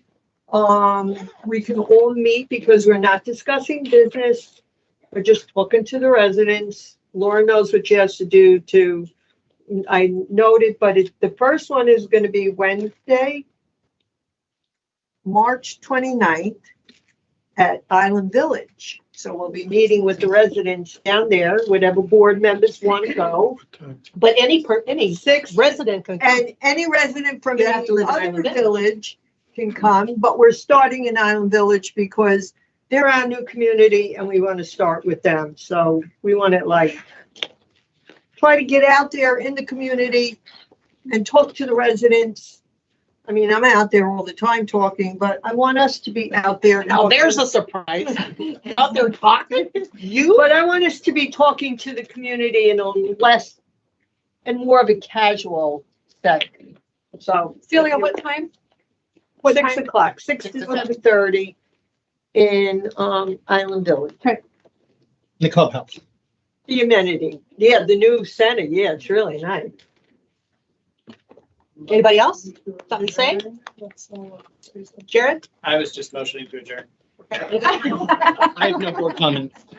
I'm trying to overstep it, but also trying to do whatever you want. Move things forward. Right. I just want to echo what Celia said about, it's going to take us some time to get to know each other and to work through a little, it's always I guess there's not this is not like a honeymoon period. It's the reverse, whatever that is. So Like the first few. yeah, there you go. Not divorce. And then rewind. Sorry. Um, Anyway, I think we've got a good group. I think we can be a powerhouse this year. You know, we're gonna have lots of new ideas. We've got most of the bugs worked out of everything, and I think the community will be happily surprised as the year goes on. So, Yeah, and go ahead, Jim. yes, I didn't happen until that. We can disagree on some things sometimes. Yes, we can. Passionately, but we get all the work done. We're in agreement of 95% of the business before the board. We work together. We support each other as well. So Yep. I want that to be clear. Okay. Okay, and welcome, Jared. Welcome, Charles, wherever you are. We have a motion to adjourn. Jared did it. Jared, and second, Jim. Okay, we're adjourned. Thanks, everybody. Thank you. Thank you. Come back and see us. I'm about to eat for dinner. You just- We're taking chicken tenders to go. I need a half a without a bun. Well, I think we made enough last week. That's We're not. Hey, Tim. I'm Natalie. Nice to meet you. Nice to meet you, Dwayne. You're not trying. Hi, Dwayne. Hi, buddy. Good to see you. I was thinking. Did you play? At the fourth of July. Yes, yes. How about you? You have a